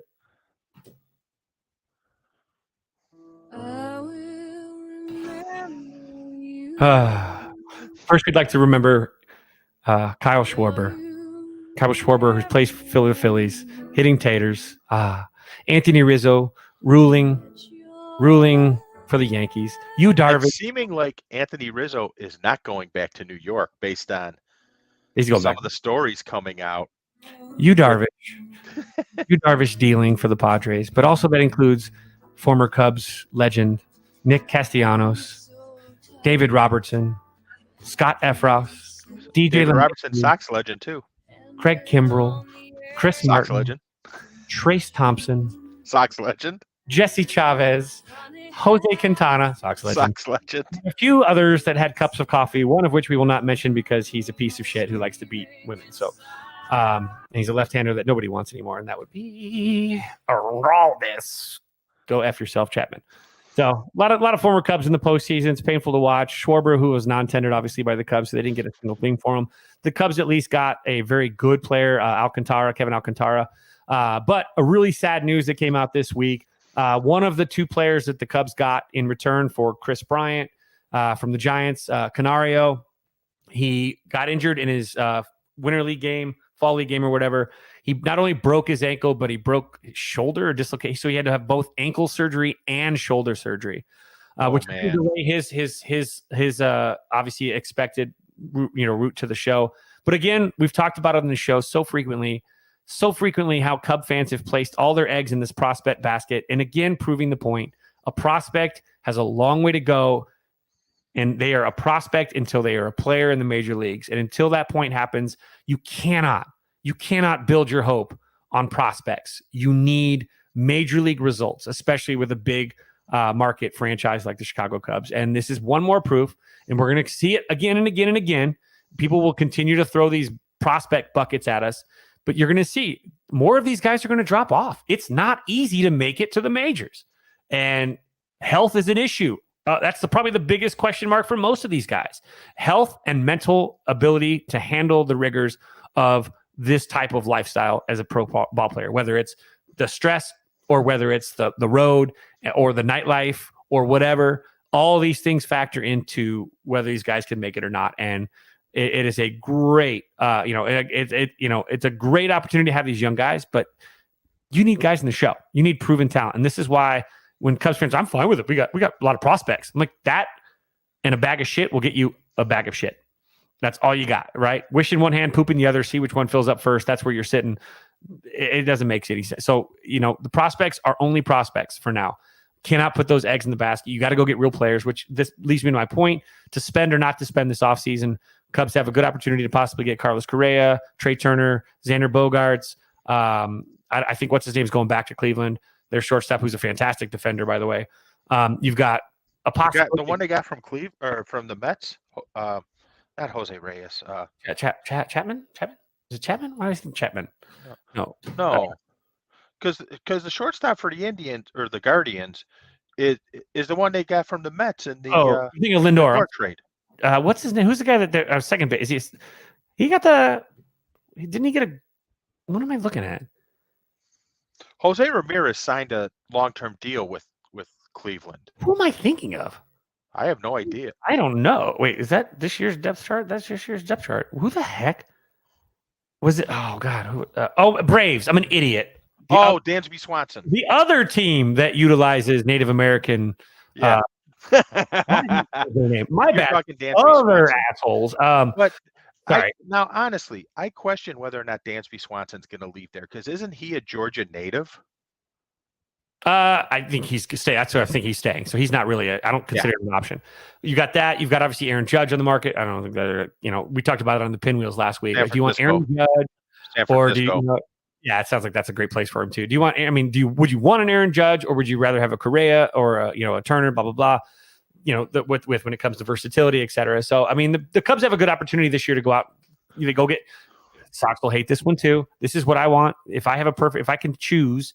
If I'm allowed to choose, so be it. Please let me choose, Jed. I sign Abreu, I sign Carlos Rodon, and I sign Carlos Correa, pay him extra money with a front-loaded contract with mutual options later on in the deal. And I take a Correa and I move him to third base. I can, and not even mutual option. I'm thinking of Abreu. Sorry, Abreu would be a 1-year deal with a mutual option year. Yeah. But Correa, you give him 8 years. You pay him heavy in the front. He's going to be a third baseman for a couple years, move him to first base for a couple years, let him DH for a couple years. There you go. You burn out that 8-year deal. You get Rodon, who I think is a very good guy. I think he's starting to prove that he can stay healthy. He got away from Don Cooper. That's why. That could be too. And there's also, I don't want to forget about this one too, but Kodai Senga. Or Senja, I can't remember. I don't know if I'm pronouncing it correct. Oh, is that the Japanese? Yeah, from the Fukuoka Softback Hawks. He's a right-handed starting pitcher who's expecting to jump to the major leagues this winter as well. I don't think you're going to get both, but you could definitely move to get one of those two guys. One is just he's never pitched at the major league level against real, major leaguers. The other one is a health question mark. I go with Rodon. So I think Abreu, Rodon, Correa is my choice of those guys. Or you can take Turner and move Turner to second either way. But you have opportunities. I think those are the moves the Cubs make. And I think Correa's move is all going to be predicated on whether the Cubs mean business. He said flat out he's not signing with a team that's not going to contend. So they have to show they're contending before he'll sign with them. So I expect to see like an Abreu Rodon move early in the offseason so that they can then woo said free agents and say, hey, Look what we did. Come on over to the dark side. We got cookies. And Well, and I'll say this too about that. I was not sold on Correa until I watched him on was he on TBS during the playoffs? yeah, oh no, it was MLB Network, I believe. Or okay, when he did the explanation Fantastic. of the batting approach, I'm like, I'm sold on this guy. Not only did he come across as an incredibly intelligent player, yes, you can question some of the things that happened in Houston. He's going to have to wear that the rest of his career.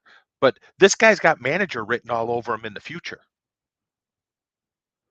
He True. absolutely does, because that breakdown he did. I sat there and I ran it back and watched it again, and all I could say was, it's so simple. Why can't the White Sox figure this out? Yeah. And You know, it was like I said, I was against him until I heard that, and I'm like, my God, this is a guy every team should have. yeah, and that's why Kevin Long is such a great choice. Sorry. You know what? And People want to talk I about also wanted how does this, real quick. People want to talk about Kevin Long, who doesn't have any experience. This guy has been an offensive guru in multiple winning organizations. Don't talk. You know, he has more experience in a dugout than Ozzie Guillen has had the last 10 years. He knows what a modern clubhouse is like. Ozzie Guillen doesn't fit in a modern clubhouse. That style, that Joe Girardi bullshit, that mean tough guy stuff. All you're going to do is either alienate your team or you're going to get your ass whipped by one of your teammates, one of the players. They ain't going to take that shit anymore. It doesn't work. Well, Ozzie almost did. By the way, ain't going to work. They'll Ozzie shut almost down. did his last year with the White Sox. Yep. And the problem, and I want to defend Ozzie from one perspective. Not all of his issues were his doing. He was an enabler for several of them, but they weren't his doing. His kids, I think, are the biggest drawback to him getting a job, to be honest with you. You know, because they put their nose in things that they shouldn't. As you said, for years and years and years, the sanctity of the clubhouse, the sanctity of the clubhouse. Well, they were out blabbing about Bobby Jenks being out drunk and everything else. Mm-hmm. There goes your sanctity of the clubhouse. Goodbye, sanctity of the clubhouse. Oh. And also, I want to say, I think the Cubs will be doing something. I really do, because they had an easy out not to have the Cub convention, but they're going forward with it. Unlike the cowardly franchise on the South Side that doesn't want to face its fans. And I think I've heard White Sox Dave last week on Redline, was it last week or the week before? Well, whenever, was on Redline Radio. And he said he had heard something along the lines of that there was a conflict about space. Mm-hmm. And all I'm going to say is, okay, you mean to tell me Jerry Reinsdorf can't pick up the phone and go, hey, okay, you can't give us room A. Can you give us room B, C, and D? You know, it's at McCormick Place, for God's sakes. And I did see this because someone screen captured it and showed it. McCormick Place did have an entry for Sox Fest to happen in 2023, and it was taken down about a month ago. Or it was taken down a couple weeks before the season ended. So I think part of it is they probably did not, you know, go figure, the White Sox didn't plan accordingly. That's not a surprise because, like I said, this franchise is like the Paula Abdul song, Opposites Attract. They take one step forward and two steps back. And I think they were also afraid to have Rick and Kenny face the fans. Yeah, you're right.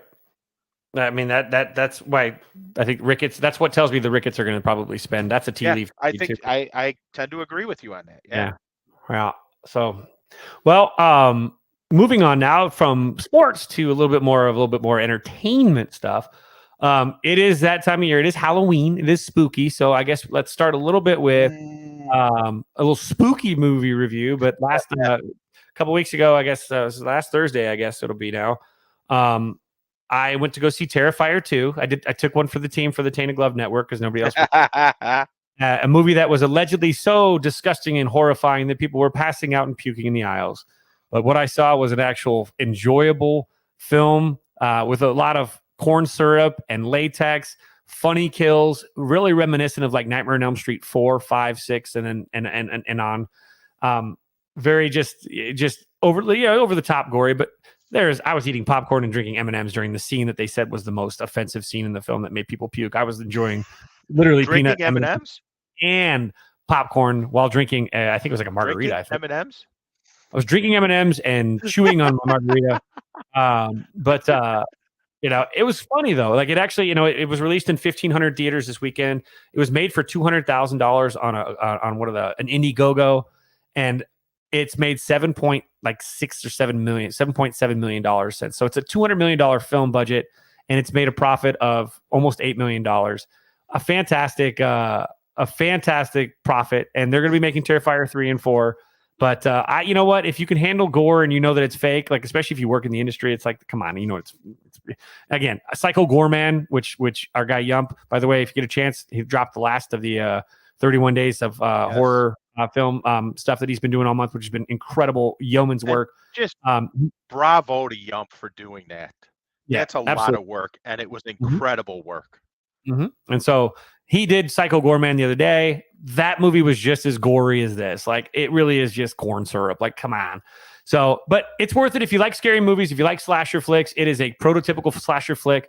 The girl that plays the main character, the last girl as they call it or whatever, she's fantastic. She does a great job. She's really strong in that role. I think she will now become in a conversation as one of the better modern last girls that we've seen in some of these slasher flicks that are modern slasher flicks. So very good. I recommend it if you like horror films. You got a couple hours left of Halloween tonight if you want to give it a shot, but it'll still be there. Ain't going anywhere. It's going to be on the I forgot the name of the I think it's Shudder or yeah, Shudder sounds about right. Is it Shudder or is it no, maybe it's not Shudder. Screambox is the other one. Sorry. Screambox, it's kind of going to draw some audiences in with its Screambox. But if you want to watch the prequel Terrifier 1 and the one's called All Hallows Eve 1, the first of the All Hallows Eves, there's two of those. Art the Clown appears in both of those. Those are also on, I want to say Tubi, or I think Tubi is the name of it. So that said, from horror films, gory horror films, then we got to comic book films. And both Pete and I got an opportunity this last week to see the new DC Comics iteration, the film, which coincided with the announcement that James Gunn, who we all know of, a lot of people know him from Guardians of the Galaxy, the most recent Suicide Squad, and Peacemaker. I also know him from Slither and Toxic Avenger and multiple additional help jobs on Troma films back in like the late 80s, early 90s. He has now been tapped to take over all product development with the DC universe. So it coincided with, a little spoiler alert, the return of Henry Cavill as the Man of Steel, coming back as Superman. That one, I think, was a James Gunn, like got to happen. So with that said, Black Adam was a great kickstart to that announcement, and just hey, DC's going to make a new, we're going back to, we're going to get this back on track because they fired pretty much everybody. They're out. The people that wanted to hire Joss Whedon over Zack Snyder. Yeah. I feel like Zack Snyder's going to come back. I feel like he might be taking over Man of Steel 2. I think him and James Gunn are friends. This is all going to come back to where it was going to go without the corporate influence that it had before. Going to be a good idea. But for you and me, we both saw Black Adam with The Rock. So, a story of Teth Adam, who is basically, it's a grown man who is given the very similar powers of Shazam. Except he's hell bent on revenge and bitterness and anger, and he kills. He's got anger issues. Yeah, he does. So, what did you think of Black Adam? I know you're a big comic book nut, so for you, what were your thoughts? Did you enjoy it? And tell me what you're thinking. I did enjoy it. I thought it was very good. I mean, again, I will say, the first thing I look at with a comic book movie is, does it meet the gold standard? Does it meet the Dark Knight? No, it doesn't. Okay. But that doesn't mean it's a bad movie. This is a fun movie. It's The Rock, I think, is perfectly cast as him because he's able to deliver that dry. He has that dry delivery when he's being sarcastic. Uh-huh. I told you not to kill him. Oh, well, that kind of thing. I love that scene actually where he says, "Don't drop him," and he drops the two guys from in front of the plane, and he just goes, "Hmm." Great look. Yeah. And there's a I I my understanding was that the spoiler Henry Cavill coming back as Superman was slipped up by The Rock and said on late night TV before I went and seen it. I had no idea about it. I did not hear anything about it. So I knew that's who it was in the scene because of what she says. How she phrases that statement to planet. No one on this planet. Yes, exactly. Yeah. Yes, that statement. You're like, no way. Goosebumps were like, there he rising, is. rising, slowly rising. Whoop. Yep. Yeah, and he stepped exactly. like, Yep. It's like, yes, he's back. Good And stuff. I really liked it. I thought The Rock was perfect casting as Black Adam because, not to get into the whole story, let's just say Black Adam has anger issues and he is not what people think he is. Is that a fair way to say it? Yeah, I think so. Yeah. Yep. And it's amazing how he comes to the self-realization. And I got to say, in all honesty, very impressed with Pierce Brosnan as Dr. Fate. Very impressed. That was a really unexpectedly good performance. Like I was like, oh, here's Doctor Strange for the DC universe or whatever. Yeah. But or it's here's not James Bond, Yeah. And Pierce Brosnan, just everything that comes out of his mouth is like butter. It's just like much bitter socks. It just comes out. Yes. I just peed a little. But that's Hawkeye, all I thought was over the top. Yeah, I mean, but he's that again, that what's the guy's name? The Adam Smasher. I thought that dude was pretty funny. His costume reminded me of Deadpool, which is, again, we're getting into the point. We're starting to see how much Marvel copied original DC products originally. Yes. DC had a lot. Because Adam, not Adam Smasher, but the original Adam, played by the Fonz, by the way. Nice cameo by the Fonz.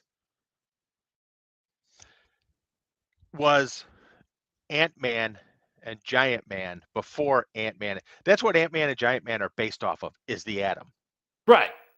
Exactly. And his dad, like you said, his dad, right? Is because or his uncle. It's his uncle, isn't it? His uncle. That's right. His uncle. Yeah. Correct. Yeah, and Adam Smasher. Yeah. So, and this is someone that was invented in what year? 1983. So, when was Ant-Man? Ant-Man was the 60s, but I want to say Adam was in the 50s. Oh, okay. There you go. So there you go. So and same thing with, so you get these kind of crossovers, but the saddest part of this, dude, and this is something I feel like I'm a conspiracy theorist. I hate it. I feel like the Marvel or Disney, whatever you want to call it, has like their hands in these critics' pockets. It doesn't matter if it's a fantastic DC film; it's going to get panned by critics. Like, it just every time. And you get a bad MCU movie, and it's still like, oh, it's amazing. It's like people are afraid to piss off. They're afraid to piss off Disney. Is what it is. They don't want to hear the mouse. Yeah. Yep. So, the audiences are enjoying it. I've seen it twice. It's a movie that you can enjoy twice. Like, I enjoyed it. So, go see it. Go spend some money. Yeah, exactly. I mean, no, I did really like it. Stick around for the end credit scene. Mm-hmm. Like I said, I thought Hawkeye was a little over the top. Uh-huh.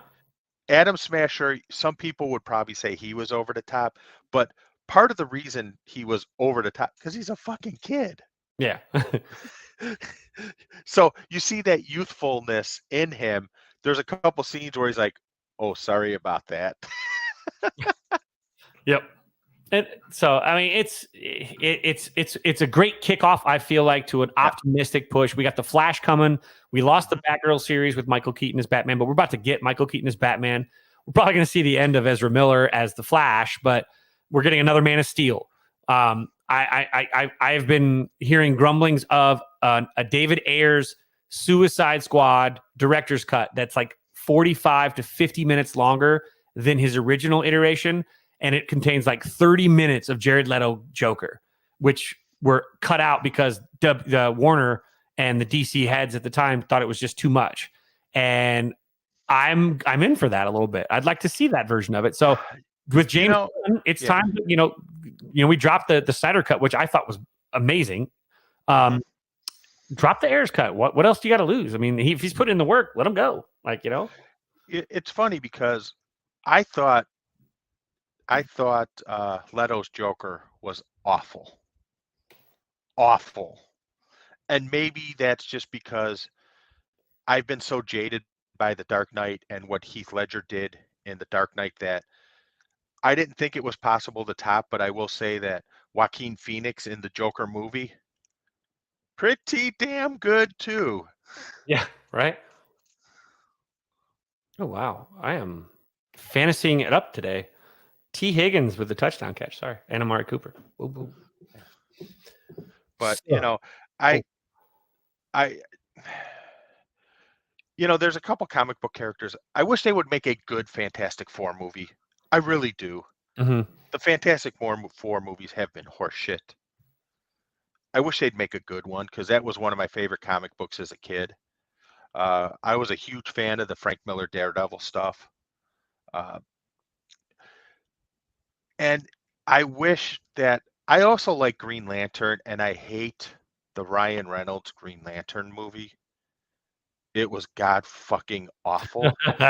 So I wish they would make a decent Green Lantern movie too. Well, that was the beautiful part of the end credit scene in the Zack Snyder cut of Justice League. We got ourselves we got ourselves a lantern. Yeah. And so it wasn't Hal Jordan, was it? Who was it? Hold on. It's no. It is who is it? Where'd it go? Epilogue. It was Epilogue. It wasn't an end credit scene. He called it the Epilogue. Okay. Yeah, but it is see here, let me go. Deathstroke, and then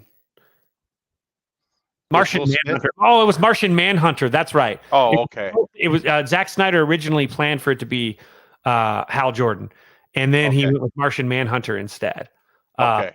So yeah, that's what it was. Sorry, my apologies for being incorrect there. But yeah, Martian Manhunter. That's the Vision. That's you had Martian Manhunter before Marvel had the Vision. Yeah, and he's like what? Oh, he was like apparently Martha Kent. Whoa, interesting.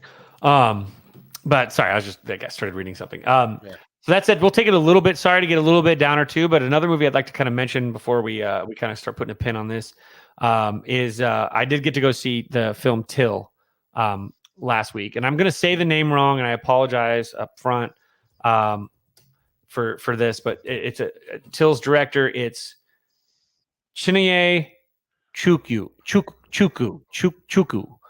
and fantastic film. It's Till. It tells the story of Mamie Till and the death of Emmett Till in 1955. If you're unfamiliar with the story, he was a 14-year-old. He just turned 14, went down to go visit his uncle down in Mississippi. He was from Chicago, and whistled at a woman, didn't he? Whistled at a white woman at a grocery store, getting some candy, and was, a couple nights later was taken out by her husband and his cousin, and they were beaten. They beat him, tortured him.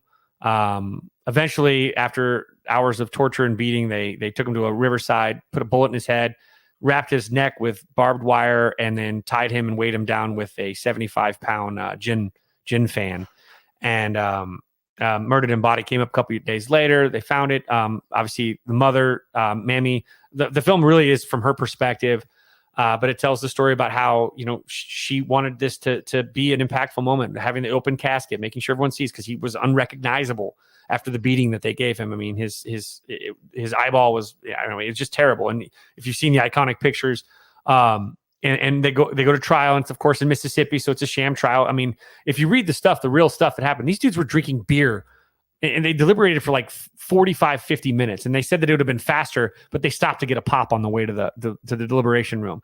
They said that you could actually hear them laughing in the other room while they were deliberating this murder trial of this 14-year-old kid who they argued it was fine. You can go ahead and kill him. He's 14 years old and he whistled at a white woman because he's black. You can kill him. Horrible.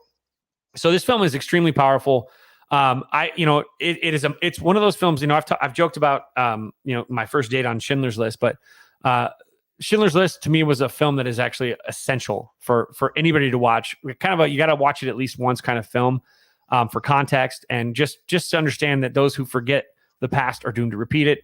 Till falls under that category for me. I think that Till is one of the most powerful films I've seen in a long while. The emotions that I went through, it starts with fear. First, it starts with joy, actually, because the kid that plays him in the film, Jalen Hall, all we see of Emmett Till in history books is a picture of a kid, a little 14-year-old kid wearing a suit with a hat. That's all we see. In the film, he brings this child to life. And he's a child. Don't make no mistake about it. He's a kid that was 13 years old, just turned 14 a couple weeks prior when all this happened. So you get this feeling. First, it's joy. Mother loves your son. You're feeling really good. But you have this deep, overarching knowledge knowing that how it's going to end for this kid. And so you feel that joy, but that fear. And slowly everything happens and you're terrified because, when they pull him out of bed in the middle of the night, and then it goes from terrifying to like just terror because there's, they don't show the violence, thank goodness, but you can hear them beating him and you can hear him yelling and screaming, like from the shed. And how that's going to end. And then, they fade to black.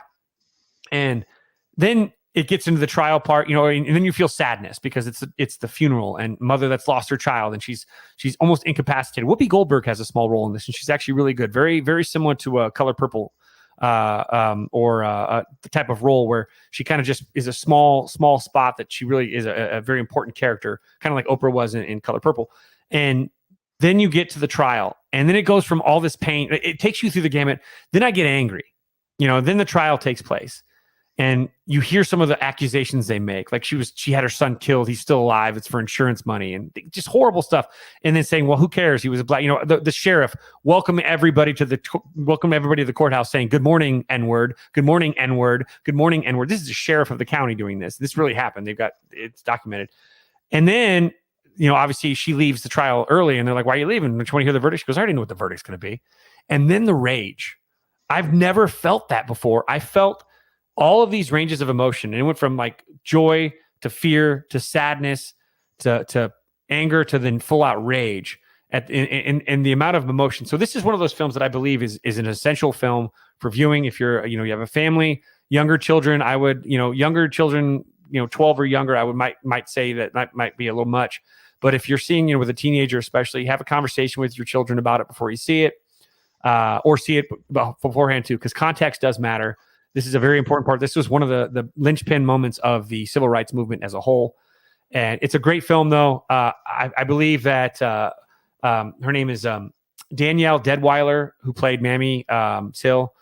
She has jumped. Her and Michelle Yeoh are like neck and neck for best performances I've seen in 2023 or 2022 for the Oscars. This is going to be a film that's going to garner quite a few awards. It's almost 100% fresh on Rotten Tomatoes even. It's worth going to see. It's hard to watch. It's tough to palate. It's necessary though, because again, those who forget the past are doomed to repeat it. And I think this film really does capture a moment. And yes, they do take a little creative liberty here and there, but it's about the gist of the story, which is that hate is insufferably unnecessary in our world today in a civilized society. And judging somebody by the color of their skin and feeling them as inferior beings and their life as less worth than your own is not a place or a society that I really want to be a part of. And this really does bring a great deal of pain to the silver screen. I thought it's a fantastic film. It's definitely a must see, as much for the art and the performances as it is for the necessary aspect of us asking tough questions of ourselves, even today in our society. So that was my little soapbox for this film. It really did impact me a lot. I came home, I didn't, my fiance laughed at me. I came in and I basically just got ready for bed and I didn't have much to say. There was not much to say. I was just processing. And again, you start reading and you go down the rabbit hole and you learn a little bit more and you see what was the truth and fiction from the film. And it really does It's worth seeing. I think about it right now, and I get a little bit choked up, even because it does have a lot of power. I mean, this is as a teacher, I deal with kids that are 14 years old. I could not imagine someone thinking that it's okay to beat and torture a kid that age for saying or whistling or looking at a woman because of his color. Like, it just, to me, I don't get it. I don't see it, and so sorry. So that said, ooh, wah, wah. So yeah, there you go. Sorry, but So let's move on to something a little more fun. yeah, talk about your collector's corner that you've been doing. By the way, tell us a little about that. So I don't know if you've seen it out there. I've been doing this segment called Collector's Corner, and basically what it is I started as a result of the pandemic. I started trying to get my arms around all of the memorabilia I have collected over 30 years now. And I had no rhyme or reason or logic on how I stored it or anything. So it's just a matter of going through and finding shit that, oh, I didn't know I forgot I got this. Oh, who the hell signed this baseball? I mean, I got a shitload of baseballs from Sox Fest from guys. I have no clue who they are, but so I've been trying to do themes and put out some of the memorabilia I have with themes. And what I did over the weekend was World Series. And, I had showed some World Series autographs, some World Series World Series ticket I got signed by Reggie Jackson and Raleigh Fingers, Sports Illustrated, some baseballs, a couple hats game worn hats from World Series participants, not in the World Series, mind you, but former White Sox who participated in the World Series with other teams, including the New England's favorite son, Bucky fucking Dent. For those of you who don't understand the Bucky fucking Dent reference, look up Boston Red Sox, October 2, 1978. Oh, 78. Who's Yes. that? Oh, Aaron Effin Boone was 2003. Yes, Aaron fucking Boone was 2003. Yes. It's funny because the Red Sox were haunted by the four Bs. Babe Ruth, Bucky Dent, Bill Buckner, and Aaron Boone until they won in 2004. It was the four Bs that haunted them. And then Bobby Boucher. Bobby Boucher, exactly. All them teeth in the and one of the my guy Peter Fonseca, Baloney from the Chicago Sports Bum podcast, which if you haven't listened to, give it a listen. And they have a free agent, by the way, who we're trying to get over to the Tainted Glove Network. We're offering up some bobbleheads for him, so we'll see how that goes. And some feces. Yes, exactly. But it's been a lot of fun, and it's sort of, I go through some of this stuff, and some of it I remember like yesterday. Oh my God, I got this at Sox Fest in 1993, and other stuff. I'm like, where the hell did this come from? And I can't remember, but I didn't realize how many Hall of Famer signatures I have.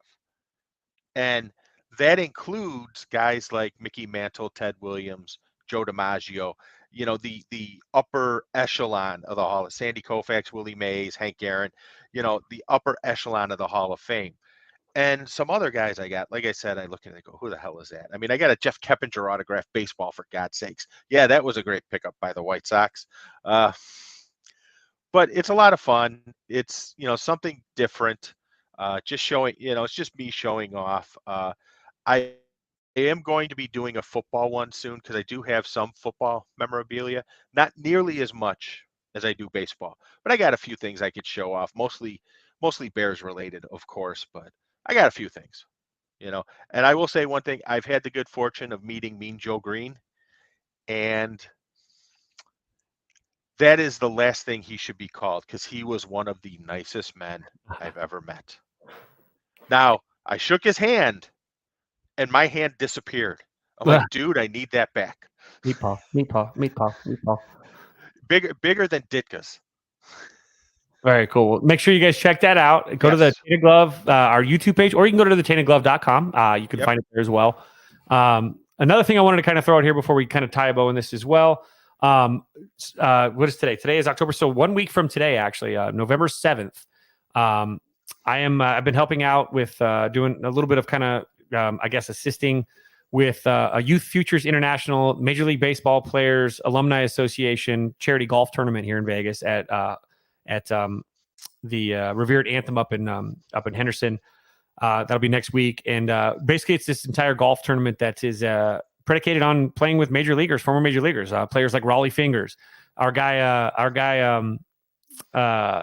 yeah, Jose Canseco, right? Yeah, Dog's favorite guy, Jose Canseco, is going to be out there hitting bombs. One of my Rowan's guys, out there too, right? Former White Sox, Aaron Rowan, Shane Victorino, Josh Towers, Amos Otis, another really great, former Royal player. A bunch of these alumni, they'll be playing. Guys can actually buy, paid to have a major leaguers guy. People, literally, these dudes paid to have Jose Canseco in their group. So they literally did that. So we're doing that golf tournament. So that's one thing. But also, I know that most of you are probably in Chicago that are watching this, and you're wondering, hey, well, how can I help out this Youth Futures International and Shade Tree charities? The Shade Tree helps provide for women that are from abusive homes, find a place to live, help them find jobs, and get them off their feet. What can I do to help? Well, we're also doing a 50-50 helicopter ball drop raffle. So think of it this way. 50-50 raffles, Beef Loaf at the White Sox games buys his long receipts, those 50-50 raffles. Well, now take a 50-50 raffle, instead of it being a ball pulled out of a spinning drawing thing. It's a ball that's dropped from about 100 feet up from a helicopter hovering over a putting green. And the numbered ball that gets closest to the pin wins half the pot, with the other half going to the charity. That's what we're doing. Before the golf tournament opens next Monday, we're going to do a helicopter ball drop. So if you want to be a part of the 50-50 raffle helicopter ball drop, you can actually go to www.experienceYFI.org/Vegas-golf. And you can actually click on the link, 21 and over, obviously. You can actually buy raffles. I mean, the pot's going up, up, up, and up right now. So get in there, buy a couple balls. It's, I think, $25 for one ball. $100 gets you 5 balls. $200 gets you 12 balls, I believe. And that's a lot of ball. Hey, Hey, so what'd you say it was 25 for the John Kruk special? Right. Sean, yeah, correct. For the One Nut Wonder, you get 25. If you want to be, but if you want to be, never mind. I don't want to go there. Noble joke. Never mind. But that's a good way to help out too. I'd love, we really appreciate it. Again, it's going to a great cause. Youth Futures International, we're doing a free kids camp at UNLV's baseball field on Sunday before the tournament. So all those major leaguers are going to show up there, and a couple other ones that can't play in the tournament, like Chris Carter, KB, and Dexter Fowler can't play in it because why? They're going to a wedding, which means they're going to an ex-Cubs wedding that they played with in 2016, and we're trying to figure out who it is. I'll find out later. But great opportunity for you guys to help out. So really appreciate it. Again, it's www.experienceYFI.org/Vegas-golf 50-50 ball raffle. Again, you can. I mean, if the pot gets up to $10,000 and your ball is closest to the pin, you get $5,000. So pretty awesome, little fun way. Yeah, I know some of you degenerate gamblers love to gamble. That's a great way to get some action. So that's filling up. So also, before we do dip out, do want to throw out, make sure you guys hit the like button. Make sure you give us a follow here and on Twitter at the Tainted Club at Tainted Glove. But also make sure you give our sibling show, Yumper and Swell at the show, a follow, and check out Yump's 31 Days of Horror. And don't forget, because the Halloween night has not ended yet in Chicago, it's only 10:04 for a spooky story time with our guy Swo. With our guy Uncle Svo, telling us all about one of his favorite people. Yes, his favorite character besides the Cat in the Hat. Yes. It's Cat in the Hat. You're gonna post that link on the tweets and everything as well, correct? From theirs? Oh yeah. No, for the ball drop. Yes, the ball drop. Yeah. I've posted it a few times. Actually, it's pinned to my. I'll retweet it from our Tainted Glove too. It's it's actually pinned at the top of my profile at KFids as well. But yeah, hop on in there, get some, and I mean, if you know people in Vegas, we still have I think we have like 7 or 8 more spots left here to play in the tournament too. It's going to be a blast. So the tournament I think is $200 for the round. I think it was like $150 to golf solo, $200 to be with a player. I know there were 2 price points. Yeah, because one was to play with the player too. Yeah, it's here we go. I got you. I want to make sure. Did you ever reach out to the one that I sent you? Maybe. I don't want to say because I don't want to, give away because I don't think he's there. Because I know if he was there, you'd be advertising it a lot more. So per player for a team, it's $250 without a major league player, $350 with a major league player. There's also a golf with a pro package, which I don't know what this one specifically is. Is this the whole team? Oh yeah, it's your whole foursome, your threesome. It's a threesome and a player. That's another one of the options. And then if you're hey, you're like saying screw it, I want to come to Vegas. Maybe I'll just buy in and go to Vegas next weekend. And on Monday the 7th, you can actually rent golf clubs from afar, $65. You don't have to bring your stuff. You can just fly here to Vegas. You get clubs that are it's a really nice club. Like the places, Revered Anthem is one of the more bougie places here in Vegas. So they've got really nice clubs too. So if you want to rent clubs, but I just had to throw that out there. We've talked about it on the Pinwheels, but check out my post. It's experiencewifi.org/vegas.golf. Or you can just go to experiencewifi.org and you can find it there as well. But yeah, and one more announcement. If you did not catch it last week on the Yumper and Svo show, we have a new member of the Tainted Glove. Yes, we do. And so we want to welcome our guy Brian, aka the Magnificent Stan, who has agreed to join us. Why, I have no idea, but whatever. And he's going to be, I was actually I actually saw him Saturday night at the Barren Plains show, and he's talking about he might be doing his first podcast this coming weekend. And it's a hodgepodge of many things. I'm looking forward to it. I wish he was here to give us a little plug, but I know you got some information about it too, Fitz. It's called "It's Getting Drafty" in here, correct? Yeah. Yes. Is this what it is? Yes. So it's a show that is predicated on drafting things. Yes. Drafting nouns, if you will, person, places, Yes. or things, I guess, right? Yep. And these are fun. It's a great idea. Brian's great. He's got a good sense of humor, and it's also a great opportunity to kind of get to know people from all sorts of podcasts and White Sox Twitter, Cubs Twitter, Gore Twitter. As long as it ain't Packer Twitter, we're okay. Fans only Twitter. I'm sure he'll have some guests on. Only fans Twitter. Oh, yeah. Only fans Twitter. Yeah. He'll be. If we get Violet Myers, My Sox Summer's all over it. So they'll be drafting. A bunch, and so definitely give it a check out. We'll be getting a Twitter page up for them as well to get that going for Brian. But check out thetaintedglove.com. He did write a hello. Is it me you're looking for? So yeah, he popped it in there, and he just says in the chat he's going to do an episode drafting just words. But that one I shit. cock balls. Earmuffs, kids. I did click this show's not for children on the Yes. checkbox. But definitely give that a follow, give it a like. Expect that. It's gonna be pretty fun. Again, we're just expanding out here, but we love to have Brian. We're so happy to have him. Yes. Already again with Yumper and Svo, those dudes are just stand-up dudes. Yumper, again, check out those 31 Days of Horror. It doesn't have to be Halloween, or it could be Spooky Wednesday for all you care. Watch some of these videos. They're fantastic. It could be on Christmas. Why not? Right. And they're great. Also, if you get a chance to, I have been doing some, along with Pete's Collector's Corner, I have been doing a weekly Monday morning film review. I did Till this week. Last week I did Black Adam and Terrifier 2. The week before I did Amsterdam. So we are trying to pump out as much content as we possibly can here from the Tainted Glove Network. So hop on there, like us on YouTube, on the YouTube. You can also follow us on. Are we on Instagram? I don't know. Are we on? I don't think we are. Jump made us a TikTok, I think. Yes. I can't remember. And then obviously you can obviously follow us on Twitter and on Facebook. We have a space page. So we're all there. So definitely do that. There's so much content coming down. And definitely don't miss Uncle Swo's story time tonight. Yes. But I have a feeling Uncle Svo may also do something around Christmas too. Uncle Svo's Christmas story time. what's cockdoodle? I don't know. It came from our own accounts. Wait, did we just get hacked? I know I put it. I did. Oh, that. you did that. Yeah. Scared me. I'm like, geez, because last time we were on we were on Pinwheels and Ivy the other night, and all of a sudden you got the porn spam. Oh God, that was funny. Hot babe. Lips.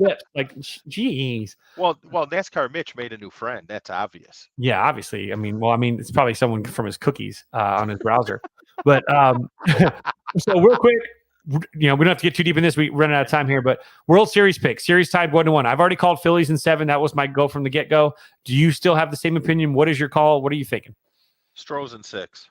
Stros in 6. All right. Yeah. Cool. Stros in 6. And by next time we come back on the air in 2 weeks from tonight, we should hope to have it. We hope to know. Right. If they don't keep getting delayed, you might also know who the manager is. Also, Yes. Don't forget this weekend, Weird Al movie coming out with Daniel Ratliff and Evan Rachel Wood. Oh, I love Evan Rachel Wood on Roku. So before we tip out of here, don't forget, check that out. I'll probably be giving that one a cool review just because I love Weird Al. Yes. Daniel Ratliff looks great What's in your it. favorite song? And that's what I was about to say. What is your favorite Weird Al song? I Lost on Jeopardy. Okay. I gotta go back between Amish Paradise and then Eat It, just because Eat It was just like the original, like the whole thing. I like a Surgeon too. Like a Surgeon was great. Yep, Madonna parody. Yes. That's another great one. All that Dr. Amish Paradise. He had a little run in with what's his name? Who did it? Didn't he? Oh, who? Coolio. Oh, Coolio Coolio? wasn't too keen on him doing a spoof of Gangster's Paradise. Oh, rest in peace, Coolio. Yeah. Not complaining now. Rest in peace. Right? He just passed. Right? Yeah, he just cashed his check. Yeah, just a couple weeks ago. So check that out. But we'll definitely. Yeah, I'd say with Weird Al too. I mean, that's like, again, the Dr. Demento stuff. Did you listen to the Dr. Demento albums? Oh, absolutely. On the loop on Sunday nights. Oh yeah. Oh yeah, great stuff. But cool. Well, real quick before we tie a pin on, I'm gonna just want to thank you guys again for tuning in, and we appreciate you guys again. Make sure you smash the like button. Go ahead and hit us up on Twitter. Make sure you check out Yumper and Swell. Make sure you get ready, get excited for Brian's draft. Maybe he'll draft you like a bad check. If you're lucky, you might be like on the draft of his favorite people. That and if you are a bad check, he'll bounce you. He will bounce you. I got nothing. Anyway, so make sure you check all that stuff out. Thanks again. We know. Obviously, it takes. It's your time is valuable, and you shared it with us, and we appreciate you sharing the time with us on this spooky Halloween. Hopefully, you guys had a great Halloween. Hopefully, you got some candy that's left over. Hopefully, you don't have diabetes, because Wilford would, turn over in his grave if he knew that you had the diabetes. So make sure. Pop Fisher wouldn't be happy. Yep. So enjoy that. Have a good night tonight. If there's kids, if your neighbor's a dick, go smash his pumpkin. Have a great night. With that said, Pete, why don't you take us on out with your last thoughts and send us into the abyss? Let me just say, did not get a single trick or treater today. I don't know if it's me or not. So, but again, happy Halloween. Don't forget, November 1st, which is tomorrow, is the beginning of the holiday season. So I think this year, more than a lot of others, we should try and be nice and understanding of each other and be kind to each other. So let's try and just be civil, for fuck's sake. People may have different opinions of you than you. That's fine. It's what makes the world go round, as long as they're not shouting out that, death to you or something like that. But with that being said, thank you for listening.